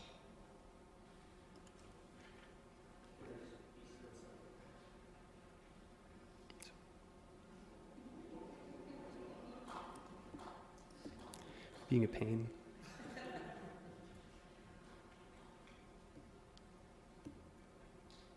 Okay, those in favor? And opposed? And that carries. And to Councillor Etherington's motion. Okay, now I don't want to run the risk of opening comments to everyone else, but I recall I didn't comment on this specifically because we'll be dealing with it afterwards. So if anyone wants to comment on it, now's the time. I will just humbly put forward, I won't be supporting this only because I believe that staff has appropriately budgeted for it, and whether they have or not, not a single person will be turned away. So I really just see this as a $10,000 add to the tax levy increase without proper justification. We should be revisiting it next year. Councillor Singh. Yeah, similar quickly comment to the motion. I agree with some of the wording that you just said, that it's comforting that staff will make all appropriate measures to make sure that accommodations are made for anyone that requires that service. But the fact is, at the same time, I think we need to slowly increase to what the demand on the leisure access card service is. But at the same time, I'm reluctant to approve this right now prior to looking at the entire budget. And I think it should be referred there, and I can't support it right now. But if this is brought back during the budget process, I would possibly look at it at that point, depending on where we sit. Okay. Councillor Gazzola? Yeah, I agree with the two of you. I just want to state that because I don't want to be accused of voting against this and being against the leisure access program, okay? So I agree with what you're saying. I think it's not a concern. It's always been looked after. But I think properly we should do as you recommended. But doesn't mean I'm not against leisure access, okay? Exactly. I want that in the minutes. Last word, Councillor Etherington. Maybe it would make it a lot easier and cleaner, Mr. Chair, if this is referred to the budget as a notice of motion. Obviously, people know that it's coming, so I'd be content with that. Okay, very good. We'll do that then. Thank you. And that concludes our voting on that particular item. It's very smooth. Well done, committee. We'll move on to item number 2, the business plan.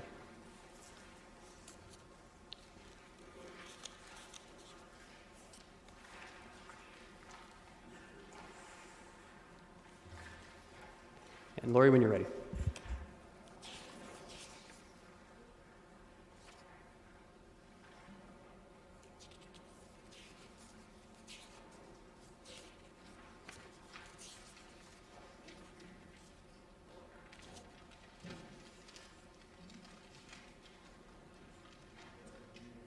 Oh, there you go.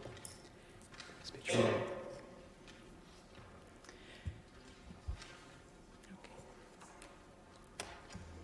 Yep, when you're ready. Okay, good morning, Chair Davey and members of the Finance and Corporate Services Committee. The purpose of this presentation is to provide a high-level overview of the results of the November 12th strategy session and the prioritization that followed. So it'll be a very quick presentation, but hopefully provide some context for the discussion to follow. So on November 12th, there was a council strategy session that resulted in 88 ideas generated from the members of the new members and returning members of council for the 2015 business plan.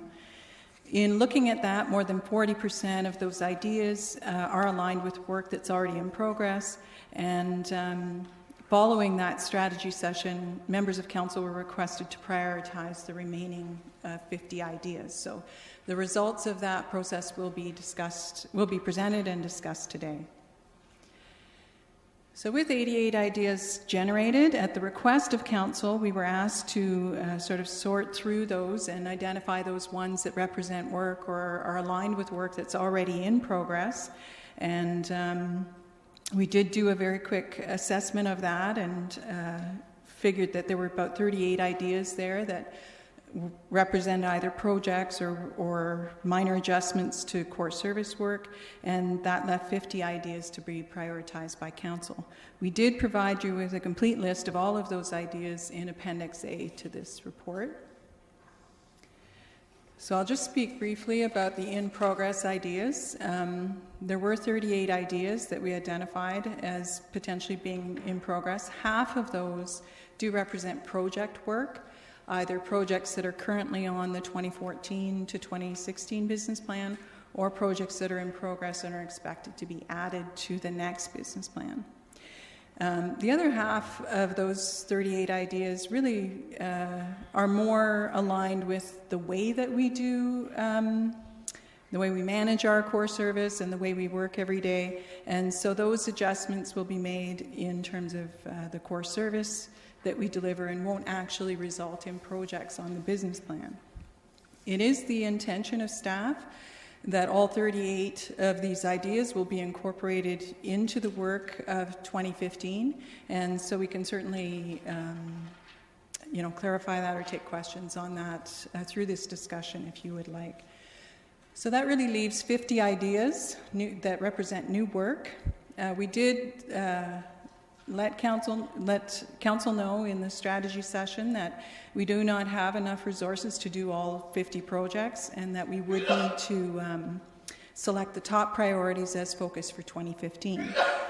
I'd just like to remind you that although we'll only be choosing top priorities to move forward in 2015, none of the ideas will get lost. Those ideas that are not incorporated into the 2015 business plan will be brought back in April for a discussion around the next 4-year plan process. So with those 50 ideas in hand, I did send out a prioritization sheet to all members of this council and asked that you allocate points to those projects that you felt were priorities for 2015. So members of council scored all new ideas individually. Those scores were added together and projects were ranked from highest to lowest. So when you look at the Appendix A, when it gets into new ideas, that represents the ranking of projects from highest to lowest. What you'll see in the report is a recommendation based on the confidence of the corporate leadership team that we can move forward with these projects without impacting negatively core service or other projects that are currently underway or are required projects for 2015. So just to confirm where we're at this point, we do have 38 projects that are in progress that will be added to 2015 business plan, and another 12. We're recommending that another 12 of the council's top priorities also be included in the 2015 business plan, with the remaining being discussed in the next 4-year plan. So really the focus of today's discussion is around the information that's in Appendix B, which are Council's top 12 priorities as ranked collectively through this process. And you'll see that in the chart that is similar to the one that you're seeing on your screen.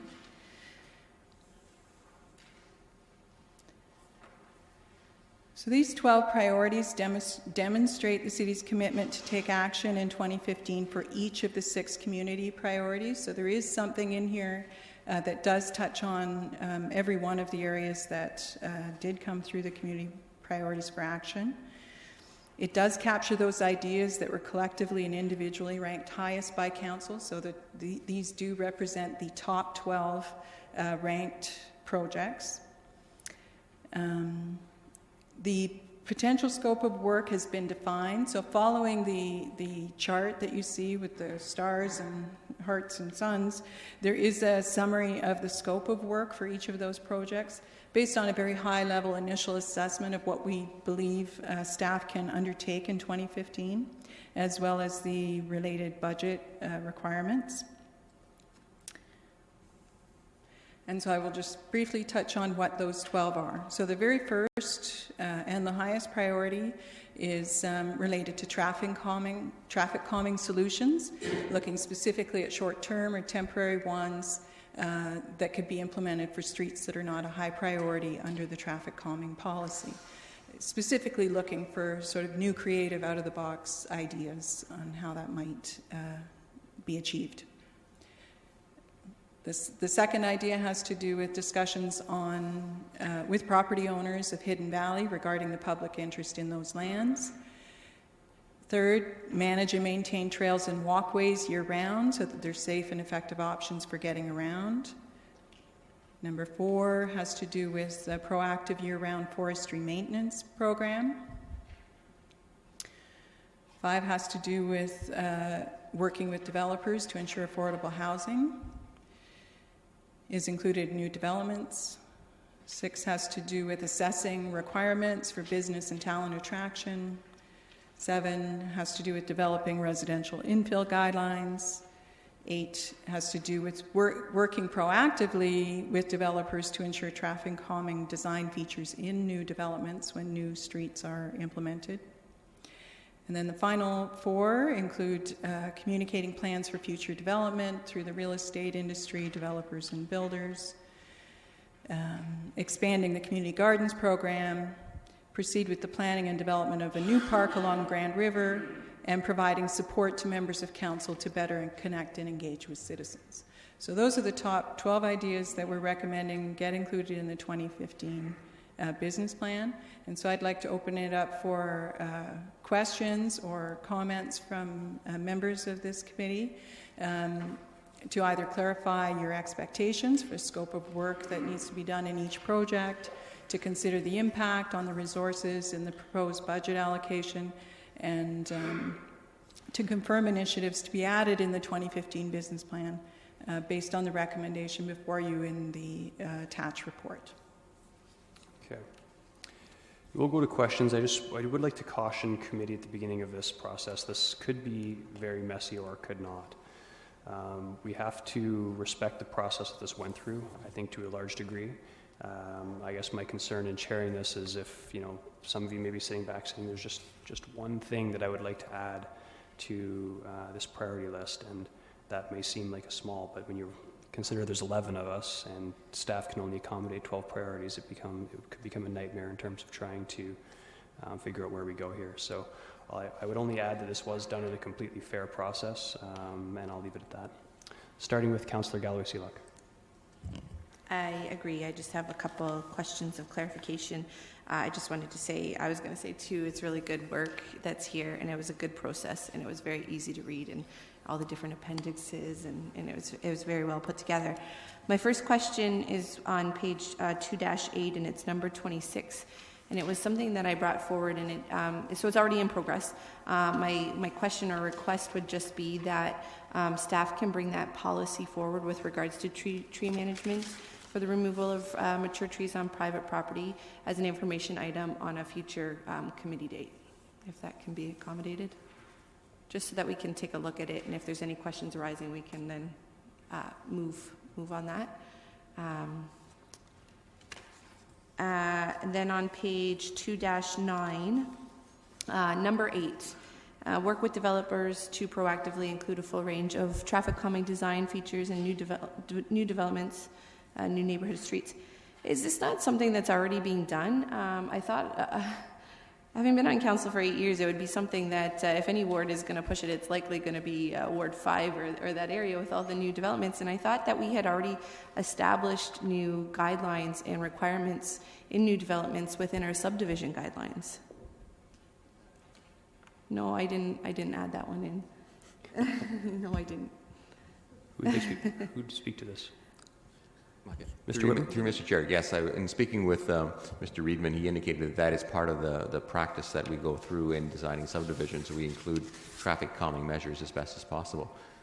Then neighbors move in, and that's when the issues start. So I think it doesn't mean that we will stop doing what we're doing. It just means that we may need to revise how we're looking at it as well, just to stay current. So that is what the plan is to do this coming year. It's just living in a new subdivision, I know that the guidelines were put into place. They don't necessarily all work, so that's why we would have the ongoing traffic calming list and the different measures as in number 1. So my concern is that we're taking up a spot in one of the 12 with something that is already implemented within our subdivision guidelines. Is there really new work to be done on this one? 3.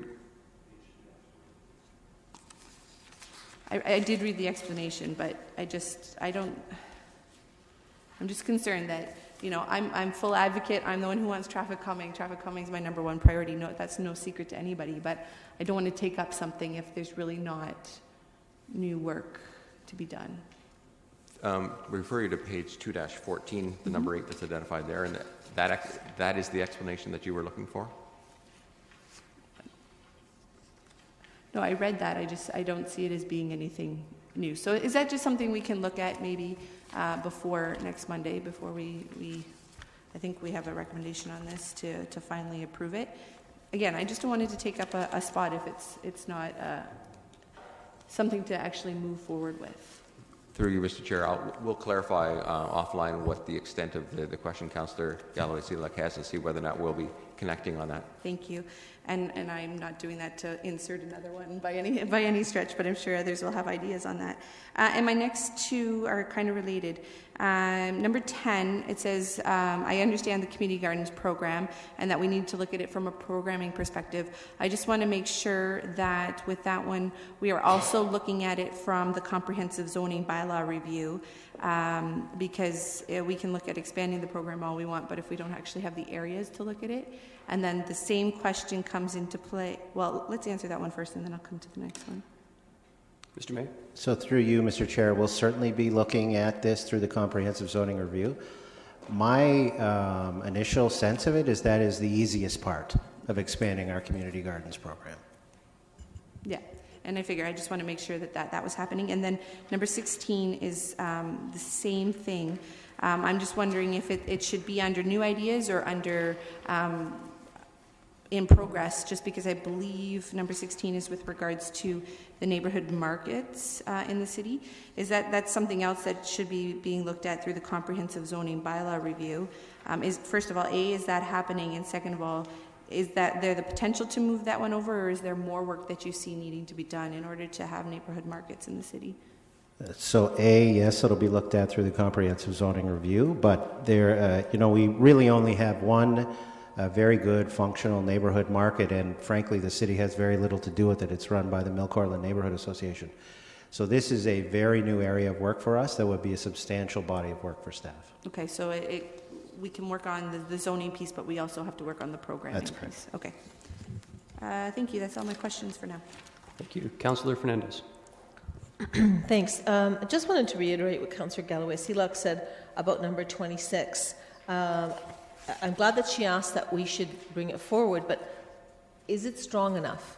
I don't think it's strong enough. I think that maybe where she wanted to review it.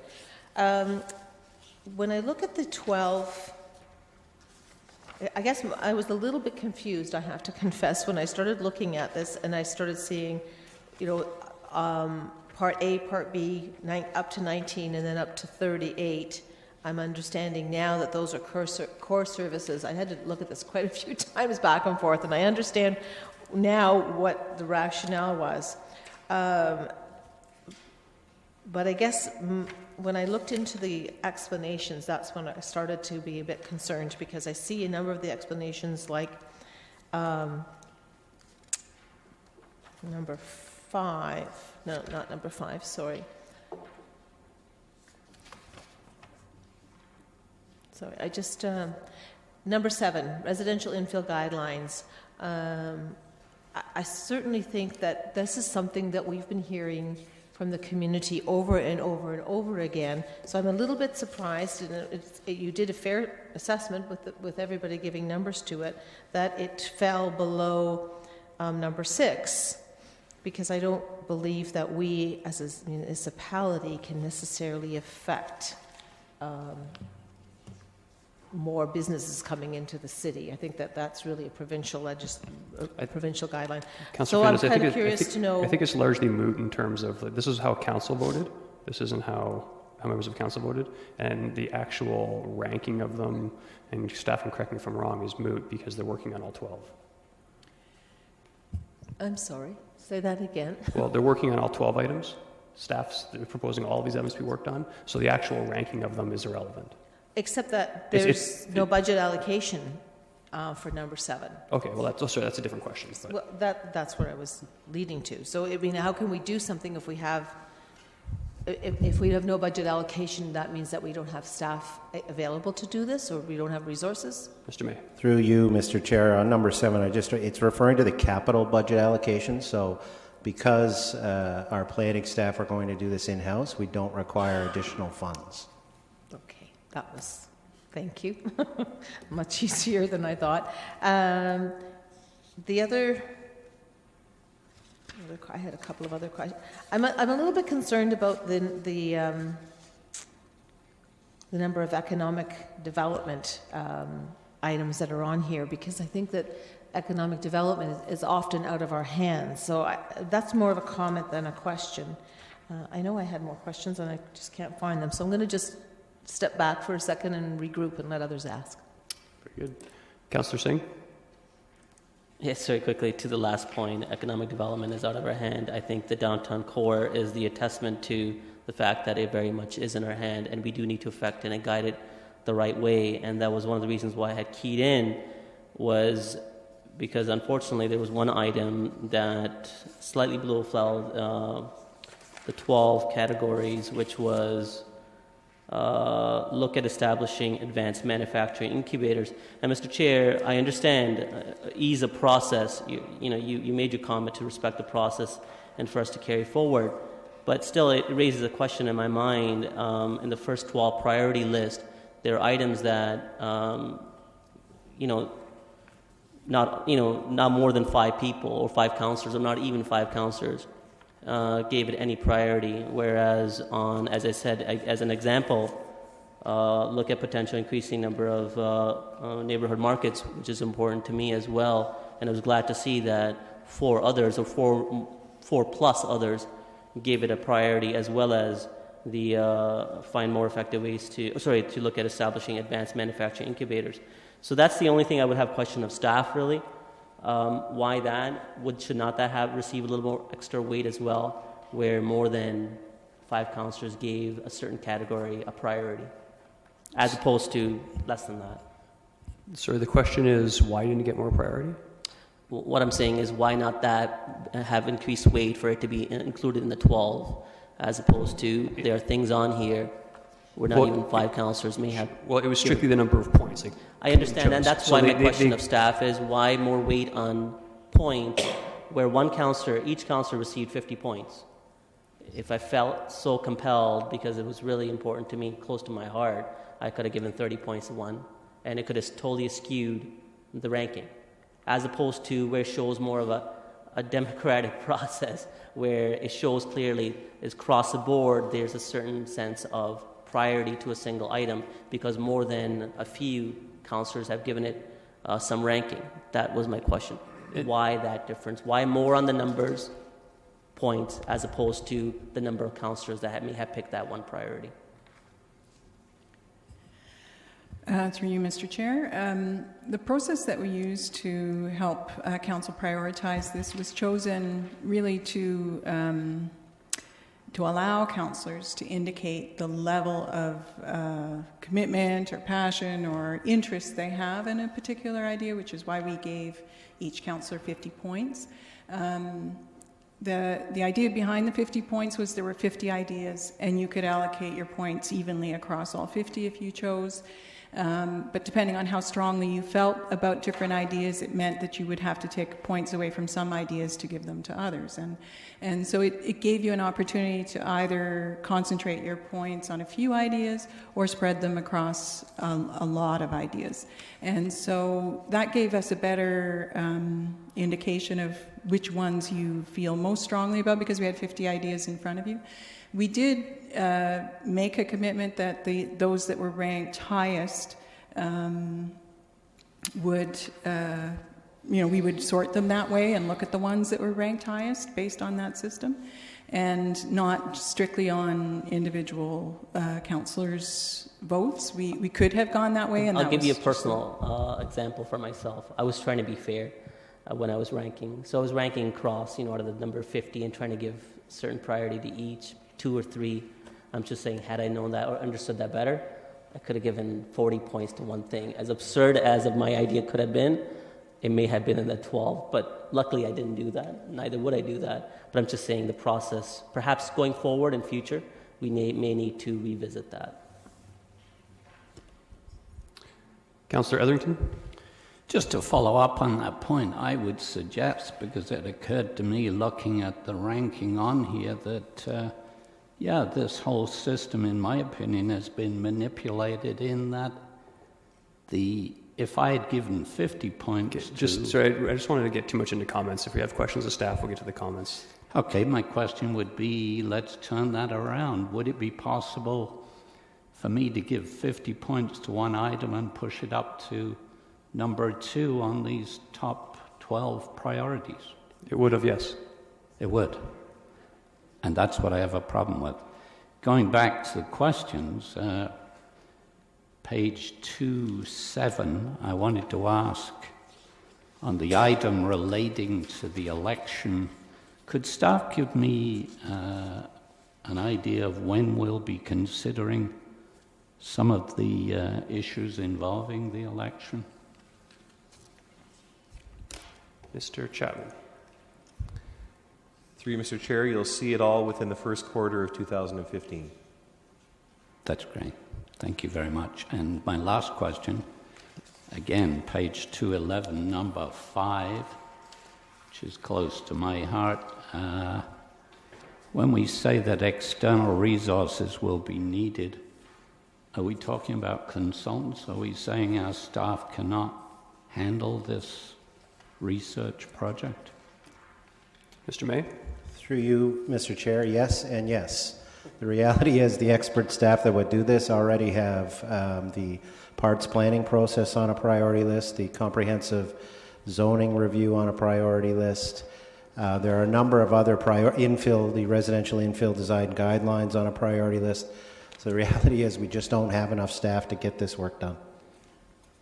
Well, maybe that's a comment, but the information is out there. It's readily available. I don't think it would take much to pull together the information relating to that particular item from other municipalities that are already doing it. But that's a comment. Councillor Ioannidis? Yes, through Chair Davey. Yeah, I agree with a few of the comments that have been made about the ranking system, but overall, I think it was a really good job. I think it vetted out the majority of what council would see as a priority. So I think the top 12 represent a pretty good perspective, even though the ranking of 1 to 2 or 3, I think it's indifferent at this point. But the question that I wanted to ask was the financial implications, and looking at the top 5 items that were, to me, look like to be the ones that have some financial implications. I'm just wondering, are those those financial implications, would these be on top of what the tax levy would be if we were to put these in? Or these already can be budgeted in without having the increase of the tax levy? Mr. Chapman. Through you, Mr. Chair, anything that's shown as a capital budget allocation in this report, you will see in the budget submission that you receive in a few weeks. So as I've noted before, we pay attention when council sets priorities, and we try and shift the budget to line up with council and community priorities. So if it's referenced here, it's included within the existing funding envelope for capital. Perfect. That's what I wanted to hear. That makes me incredibly happy. Thank you. Because I think a lot of the items on here was what's representative to what I've heard at the doors. Mayor Verbenovich. Thank you very much. And I guess to begin with, I want to thank staff for the work they did on this. And while it may not have been a perfect process for a first time around, I think for us to have been able to do it so early in the term, and I would agree with Councillor Ioannidis' last comment, to be able to come up with, I think, items that certainly are both reflective of the kinds of things that we heard at the door, as well as representing a cross-section of ideas from around the horseshoe, I think is certainly helpful. And the important thing to remember here is that, it is just the first year of our term, and the broader discussion will be happening later this year. But that does lead me to my first question. And you indicated that items 13 through to 50 would be moved into the 4-year process that's going to go 2016 to 2019. Just to be clear, though, you will still be having another session with us to identify items, because I think some people may have thrown a few longer-term ideas on the table, others didn't, and it's important that everybody have that opportunity. Yes, through you, Mr. Chair, we certainly will be looking for new ideas and more ideas, and actually bringing more ideas to you to consider from staff as well, as we work through the community priorities and look at what might be possible to achieve over 4 years. So there certainly will be room for new things. I just wanted to reassure you that these ideas will not be lost, and you'll have an opportunity to look at them relative to all of the other ideas you may have to add to that, because you did a very good job of trying to focus on 2015 only, and there were a lot of reminders to do that, and so I don't want you to think that you won't have an opportunity to bring those ideas forward. Okay, great, thank you. My second question has to do in particular with item number 15 and the Advanced Manufacturing Incubator. And I guess my question lies around the fact that in the months leading up to the election, it was my understanding that there already was some dialogue between staff and members in the community who were interested in pursuing this. And so the fact that it's not moving on to the 2015 list, I guess I'm just kind of confused, because it seems that we may have done some work around that. I'm wondering if Mr. Regier can help shed some understanding on that. Mr. Regier? Yeah, certainly. As Mayor Verbenovich has already indicated, we have been doing a little bit of preliminary work on this concept. Actually, we've kicked it around from time to time over the last 10 years. What I would suggest is that we take a closer look at this concept as part of the development of the new economic development strategy for the city, which the bulk of the work for which will be completed by the summer recess. So, we certainly see manufacturing as a top priority, and we will definitely take a look at the concept of an incubator facility as a way of advancing manufacturing, the manufacturing cluster in the Waterloo region. There are a number of private and institutional partners that are interested in this concept.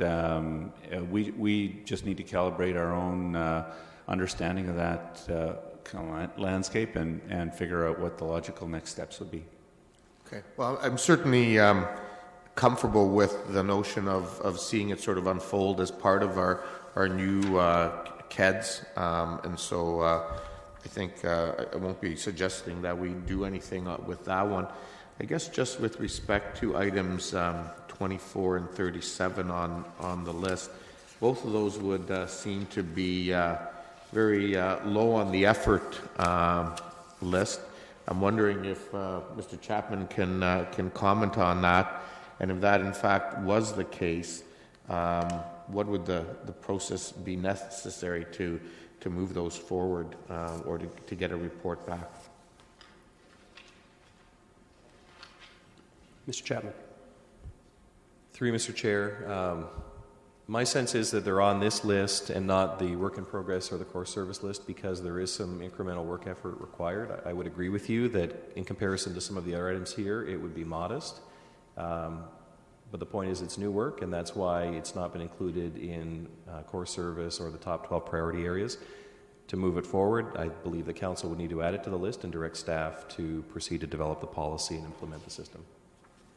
Okay, so I mean, I guess we could add it to the list, or we could see a separate motion at some point come forward on those items. You could do either. I would suggest, though, that if it's your intention to see the work proceed in 2015, the better process would be to have that discussion here and move it up and direct staff at this point to build it into the work plan. Okay, would it be a great deal of effort for you to sort of identify what the workload would be required for those items? I can report back on that with some estimate for next week, if that's helpful. That would be helpful, so I'll wait on that, Mr. Chair. Thank you. Okay, your time just expires. That's good. Councillor Yuniesky.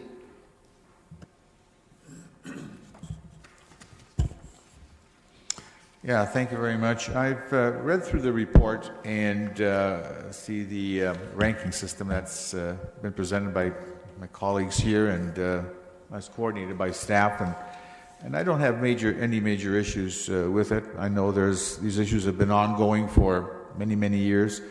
Some of them are relatively new, and some of them just have been ongoing, and so we need to deal with it because dollars and cents becomes an issue, and then priority as well, staff time, workload. There's a whole bunch of factors. It's all understandable. I must apologize that I did not participate in this session back in early November. I was out of the country at the time and did not submit my list. I had access also getting a hold of it. That was the one issue, but nonetheless, I did not participate in it. Although I knew where we were going to, I don't have any concern. But I do have one question.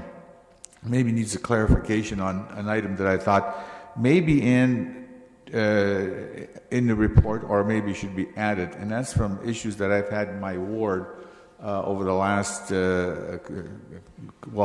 year, but more in last few years, but really significant the last 12 months. And that's in terms to the Voisin Greenway and the maintenance of the woodlot and the trees all the back. I feel it may also fall into the ranking of number 4 for council priorities, because it talks about proactive year-round forestry maintenance, and talks about boulevard trees and woodlots. And I have areas along the creek that are wooded in the area that affects the neighborhood, and they are serious concerns. Trees have come down. The dangerous ones, the most serious, have been addressed immediately, but what not was addressed immediately just sort of left hanging and has just become a maintenance issue. So I'm just looking for a clarification whether that would fall in with number 4, or is that a brand new item that maybe should be added to the list for maybe consideration for the following years. Mr. Whitmer. Through you, Mr. Chair. I recognize that there's a little bit of comment about greenway maintenance on number 27. That is primarily landscaped areas, which we do take into some consideration and have already addressed some policies associated with what is deemed to be naturalized, planned naturalization versus actual naturalization. There seems to be a bit of a disconnect there, and so we've learned from that.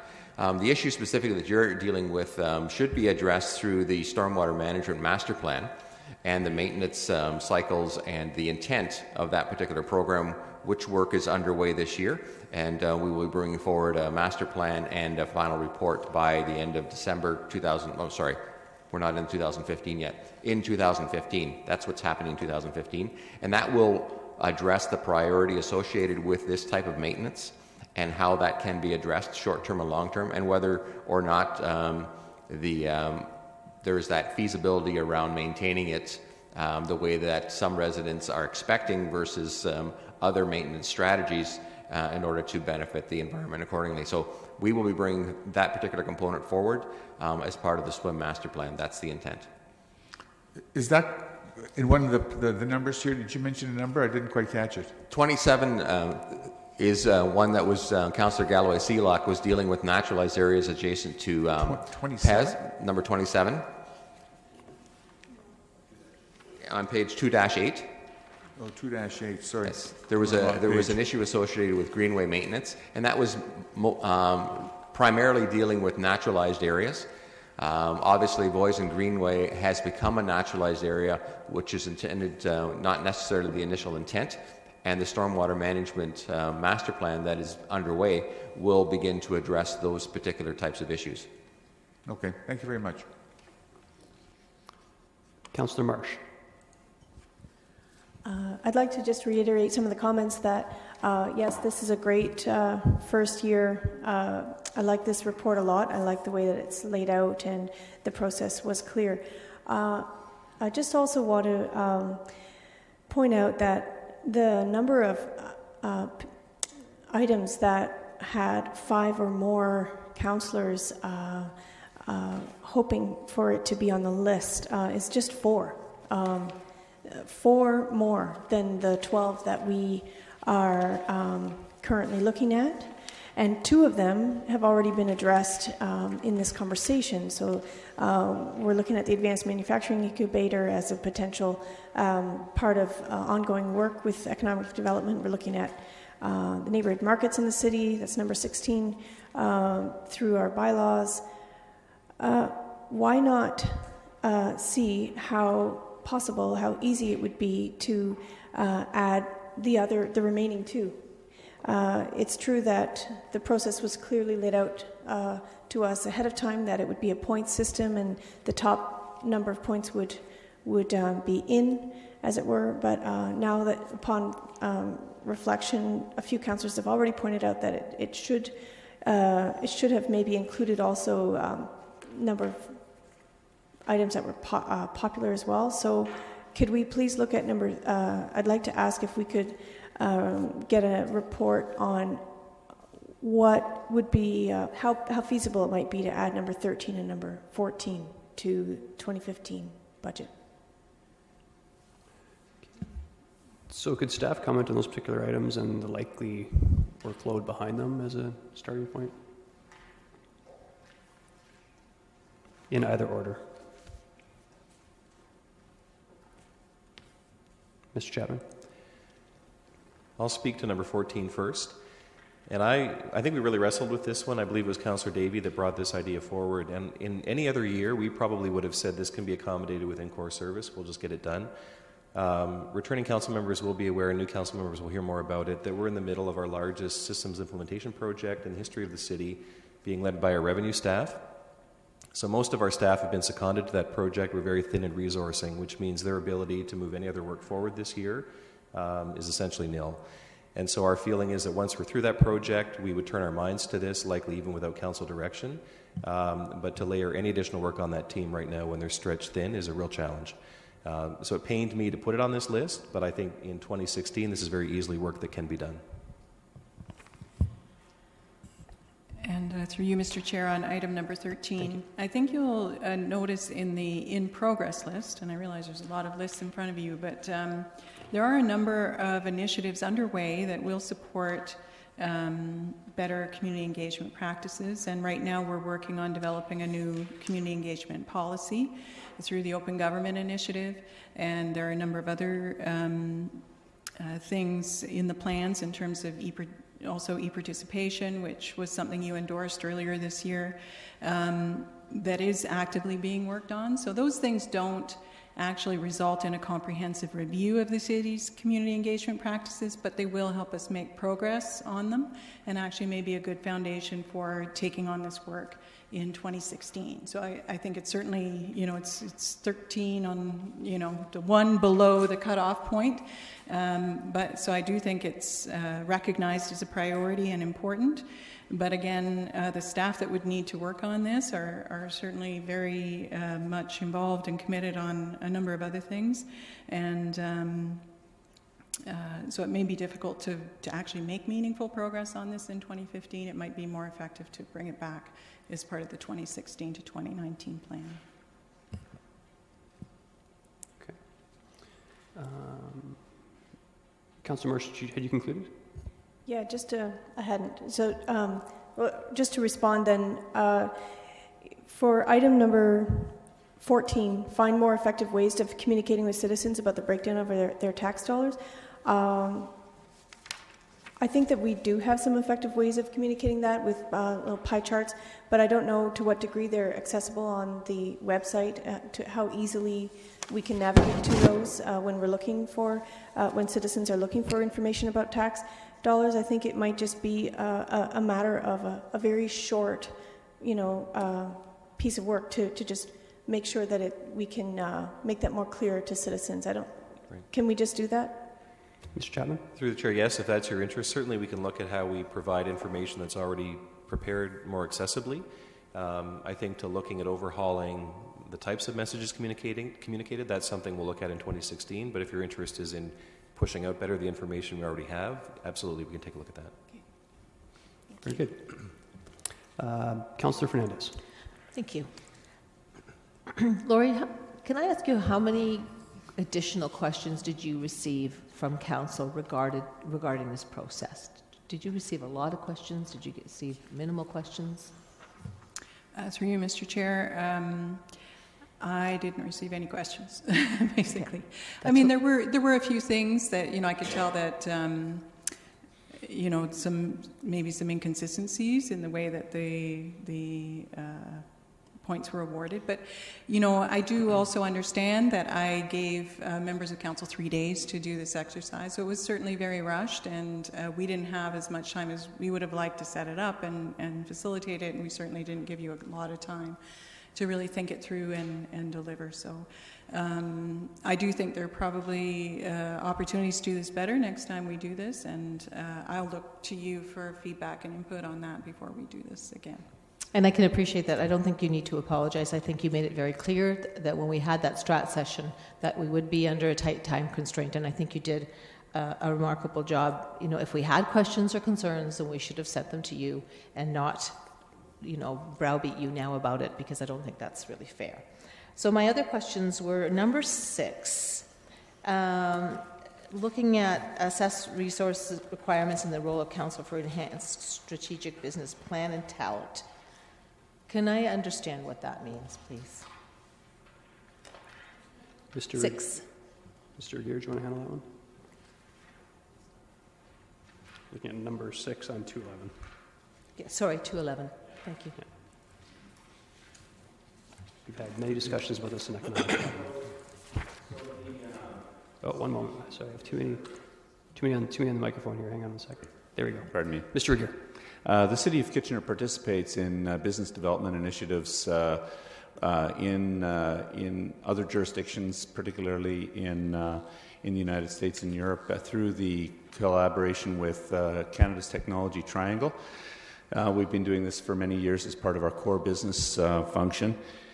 I think our interpretation of the item is that there are potentially better ways of engaging councillors and the mayor in that process, and we would concur with that. And we see opportunities through collaboration with CTT and with future Regional Economic Development Corporation to do that.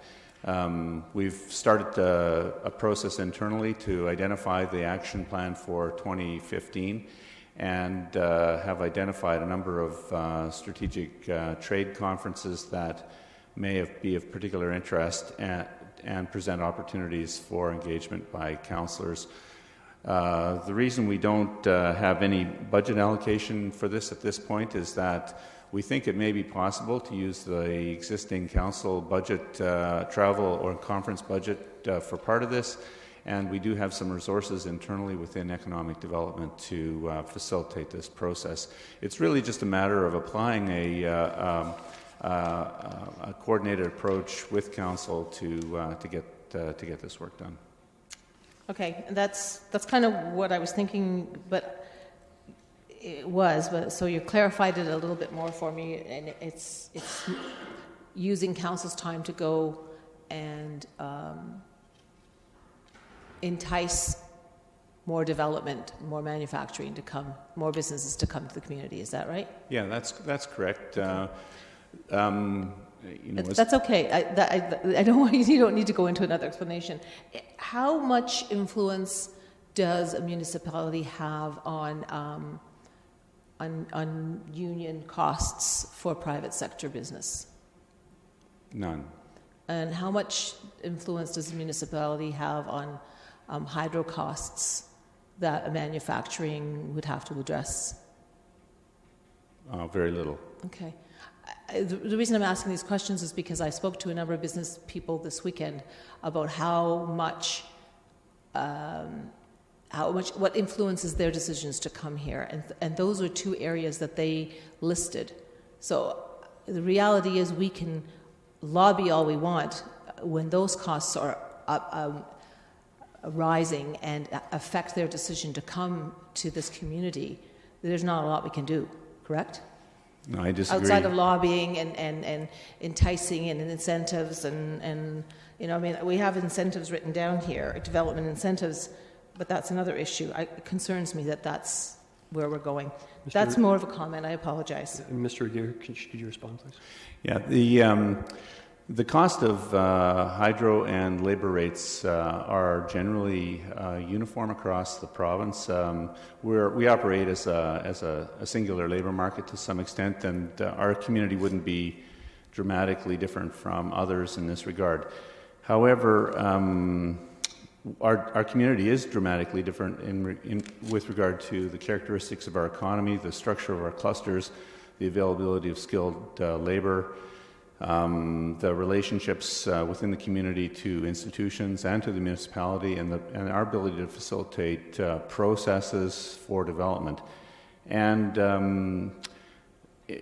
in addition, I would say that in a European context or in the context of American firms looking at expansion opportunities, if they don't know where we are, then we're not going to be on the list of potential sites for their location. And as a matter of fact, I received just this morning an inquiry from a firm that is located in Europe and has become aware of us as a result of our business development partnerships with CTT in the Netherlands. So, we deal with promoting the city through relationship development in offshore markets in the United States. Companies that are utilizing our skilled labor by recruiting them to California, for example, to operate in their business environments there, they might very well consider the city of Kitchener and the Waterloo region as a good location to invest in the future. Okay, thank you. Did I lose my time on that? Yeah. Well, you ran out of time before Mr. Regier began speaking. Okay, I have two more questions, but I'll come back. We'll come back, yeah. Councillor Galloway-Seelock? Actually, I was just looking to move the recommendation. I thought we were at that point. So I'm prepared to move the motion, just requesting that if number 8 on the priority list is deemed to be not required, that staff come back on Monday with an additional recommendation to fill in the 12th spot, which would then be up to council to discuss. But I'd like that explanation definitely on number 8, which is the traffic calming in new neighborhoods, on new neighborhood streets. So I was just trying to move the process. I appreciate that. Thank you. Mayor Vavanovich? Well, I have some comments to make, so I guess I'll wait till you're finished with Councillor Fernandez. Yeah, and I have Councillor Singh as well, actually. So please key back in. Councillor Singh, question? You know what, I'll ask offline. That's okay. Okay. And back to Councillor Fernandez. Okay, thank you. Number 8 and 9, essentially what I wrote down, and now Councillor Galloway-Seelock's comment may preempt my question, but number 9, which is talking about real estate industry accurately communicating plans for development. Should this onus not really be on the development industry as opposed to our staff? Councillor Galloway-Seelock and I both have spoken about this and how many times residents come back to us because we have two of the newest new areas in the city. Councillor Schneider may find this as well, that people are being misinformed time and time and time again. And so the onus for truthfulness at a model home or at a sales office really needs to be pushed so that we're not hearing again and again from residents, I didn't know about this, or I was told such and such. I mean, I know that there has been misinformation that has happened through staff as well. Hopefully we'll get that cleared up. But that's where the crux of it is. And I understand the real estate industry does have some hammers with which they can deal with real estate agents who give misinformation, but I think we need to pressure the development and builder industry to be upfront. Mr. May? Through you, Mr. Chair, what I would say is what you've just described is exactly what number 9 is. It is about having a concentrated, coordinated effort where the city will look at what are the residents' best interests, what are the community's best interests, and then try to push our other partners to improve communications. Okay, and once that's done, it really just becomes a moot point. It just becomes part of the process, right? Ideally, although I do think there are other improvements that the city could make in terms of our tools. Our website, as an example, could be much improved in this area. Okay. Number 4, I'm puzzled as to why we're not talking about partnerships with residents with regards to boulevard trees. This has been something I've raised a number of times. I don't see anything Mr. Whitmer? in there. Through you, Mr. Chair, that was identified as already in progress for currently. We've identified a loan program or a procedure by which a resident can have a tree put in place in their on their boulevard where a tree has been removed. We're hoping that our policies around tree replacement will make it unnecessary to have a property owner do that themselves, but that will be up to council and our plans going forward. Can you? I don't see it under in progress. I apologize if I missed that. Can you direct me to the number? That would be number 13. 13? In Part A of Appendix A. Gotcha. 13. Okay. All right. Okay. Thank you.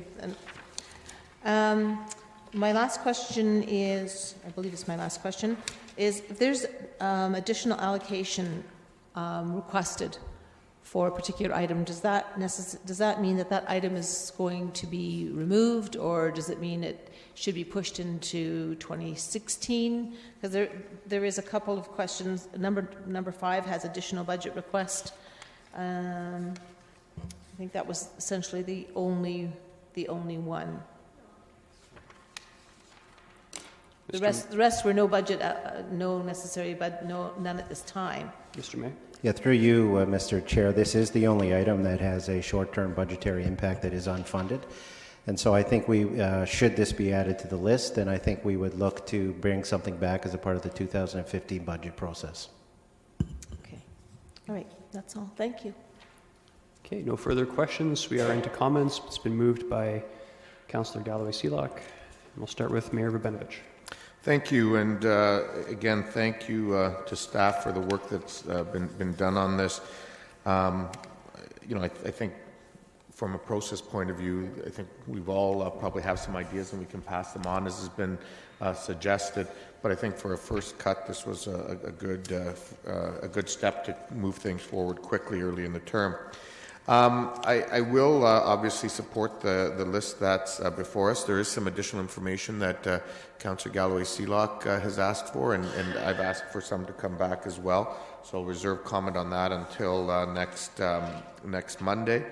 I do just want to touch on the notion of the economic development, because I think it is an important one. One of the things that certainly I heard as I campaigned across the city was reference to jobs in the economy in different ways, and it consistently came up. It didn't matter which part of the city I talked about, and it came up in a variety of ways, from people reflecting on the tech sector to people talking about manufacturing and lamenting some of the changes that have happened locally and how do we get some of that back on board. But in terms of specifically the role that the city plays, it does end up being multifaceted.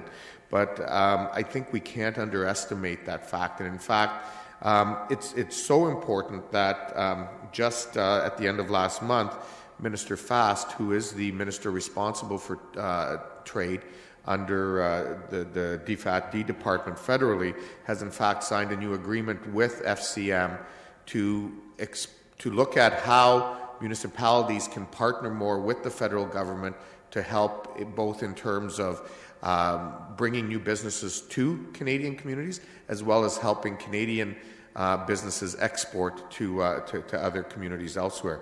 And so, our role very much can become facilitating collaboration between potential partners, advocacy on things like GO and high speed, advocacy on helping businesses from overseas who aren't aware of our programs find out about the provincial and federal funding that's available to them. So it is important and something that I think as a council, collectively, we want to make sure we maintain a focus on going forward. So with that, I'll also just ask for a recorded vote. Thank you. 3 in the queue, Councillor Ioannidis. Yes, through you, Chair Davey. I too echo a lot of the comments that Mayor Vrbanovich had mentioned. In fact, I was just even the past week, I had received emails from an economic development group out of North Carolina who were planning on coming to the community and looking at doing some investing for their clients. And unfortunately, they had to cancel because I had mentioned to them that they were interested in having a council perspective, and I told them I couldn't make their meetings this week, and that council was preoccupied in particular today because they were really adamant about meeting today, and so they had to reschedule their whole trip. So I think you can't understate that importance. But overall, I think you can't understate the importance of business planning in general for what it does for our city, and I think, to me, that this is the greatest asset, one of the greatest assets that we have, and this helps us prepare to move our city forward. I'm all about planning. I think we don't do enough planning. In fact, I think we do a little bit. I think we should do more planning when it comes to our budgets, when it comes to setting our tax rates, everything else, instead of just doing it at whim. So I think this is a great asset for us. Councillor Etherington. Yeah, I just wanted to set the record straight, Mr. Chair. No one over on this side, including me, no one, as Councillor Fernandez says, browbeating stuff. I'm browbeating the less than 5 councillors who took advantage of this system to push certain items to the top. I think staff have done a remarkable job on this, and I just wanted to correct that careless comment. Thank you, Councillor Singh. Yeah, thank you, Mr. Chair. And I was perhaps slightly critical of the ranking process, but I wanted to make sure staff did receive my comments. That's not to say that I wasn't impressed with how this was brought together. And Councillor Ioannidis has already said that this is great to have a business plan as a roadmap and giving us setting priority and setting a direction as to what's going to happen next year and then the preceding years thereafter that. So I think this is a wonderful way of doing it, and obviously we will tweak the system slightly more. So I'll be supportive of the list that's before us. Again, we all may have some exceptions to it, but I think the priorities are set, and I think we need to proceed. And I'm glad to see much of what I had of interest is part of that, and it gave me even more comfort to see that others saw it as a priority as well. And the last comment I would quickly make is about what was talked about economic development. And Mayor Verbenovich has given even more understanding of the importance of municipalities in engagement in attraction and communicating with businesses outside of this region as well as other markets out there. And it's not an aspect of lobbying that the council members or even the mayor would do, even if the mayor is even of a more importance role, but it's an aspect of showing strong leadership, showing the strength of leadership that this council has in wanting to make sure that you give the impression to that business that if you come here, this council, this leadership of the city will be out there for you to make sure that there's growth in this market and there's growth in this region. And you have to project that. And staff do an amazing job, but at the end of the day, that message needs to be relayed from the leadership itself. And that's why I thought it's important, and I want to make sure those comments are made. Councillor Fernandez. Wow, I guess I really hit a nerve here somewhere. In terms of this project and the business plan, I think it was a great opportunity for all of us to hear each other and what our priorities are, what our passions are, what our desires are, and I certainly appreciated that happening because it's something that I've asked to happen at our advisory committees. I think that gets everything out in the open, puts everything on the table, and it allows people to voice what they're really here for and what their passions are. So kudos to staff for doing that and working with council that we could have that move forward. I think that there are a number of issues here and ideas that I'm very passionate and concerned about, so I'm glad to see that they're here as well. But I think some of them just require us to push a little harder on our development industry. One was about parkettes and parks. Quite often we get the bare minimum. We get a little tyke park which doesn't grow with the community. Sounds like really wonderful in the first 5 years, but all those kids grow up and then there's nothing for our youth to do. Something we should be looking at.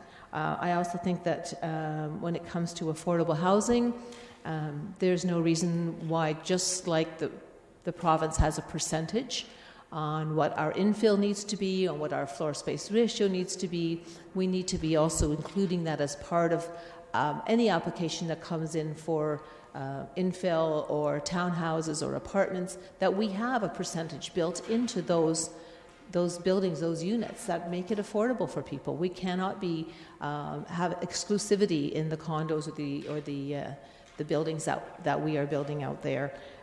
We want to make sure that families feel comfortable living either downtown or in the outlying areas, but that they can afford it. And I think that's really pretty basic in terms of how we challenge our development industry. Yes, it's for them. It's about making money, and there's nothing wrong with making money, but they make a lot of it, and sometimes I think it's good for them to be able to pay back to the community by being reasonable in their expectations. I think that there's a lot of things that we as councillors can definitely help push forward and be supportive on. And I guess I'm speaking about the community gardens, about engaging our public. We have our columns, but I think it's wonderful that there are councillors around here who have a meet and greet and sit down and listen to what the residents are saying. And sometimes it's a whole evening of sitting by yourself twiddling your thumbs, and other times you're inundated with people on a particular issue. So I really love those opportunities, and I will continue to do that for my community. Otherwise, I fully support all of the work that we've done here, and I think that there are places that we can move forward. As far as the development and KEDS, we're going to have to agree to disagree on some of that. I think that I'm coming at it from a different perspective, and that's just the way it is. Councillor Galloway-Seelock. Yeah, just briefly, I just wanted to make sure that we didn't lose sight of the fact that I had asked for the tree management policy bylaw number 26 to be brought back to the committee. I didn't put that in the recommendation. I just wanted to make sure we captured that moving forward. And just to come back to a committee as info, and then we can see if there's any direction needed from there. What's that? No, it can come to a committee. It's not urgent, just something I want to take a look at. Thank you. No further comments. I will comment first on the process. I think the process is going to be difficult no matter what. I think the process was relatively fair, being that, you know, I look across the list and there are certainly some items that I'm not too keen on that made the list, but the majority of them I am. So I think I think it was a fair way of doing it to ensure that if some issue was burning for a particular member of council, that they had their opportunity to address it. I also want to again point out that these 12 items are a drop in the bucket of the numerous items that we're looking at, and it's as I was going through it, it's just struck me that it's really impressive how progressive we are as a municipality in all of the items that we're looking at. So I wasn't only looking at the 12, I was looking at all of those in progress, and I'm quite happy and content with where we are as a municipality. So it's been moved with minimal changes, which I'm very happy and proud of council or committee, and with that, a recorded vote has been called.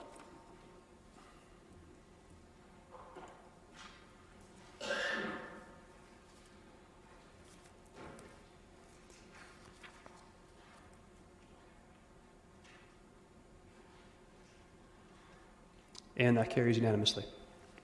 Okay, I believe this meeting is adjourned. We will reconvene at, I believe it's 2:30 for Community Infrastructure Services. Oh, we have special counsel, pardon me. We've never met. We can't do it. No. We can do it from there. I just want to, can we get through and look around for it? I understand. I just wanted to challenge her.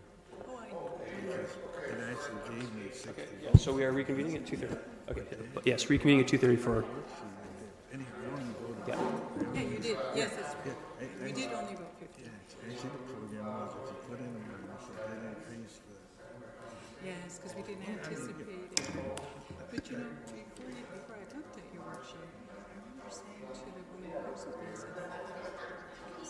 said, we put negative points, and then I saw yours. You were the only one who thought it. I knew it wasn't right, but and that's why I didn't allocate more than that. I just wanted to test you. No, I was going to give you an opportunity to speak to it if you wanted to, but it's up to you. Well, I'll have to proof the worksheet next time. First go, it was an excellent. Okay, and there's one question like this whole issue of how many people voted for and all that. Those are things that are tweaks that as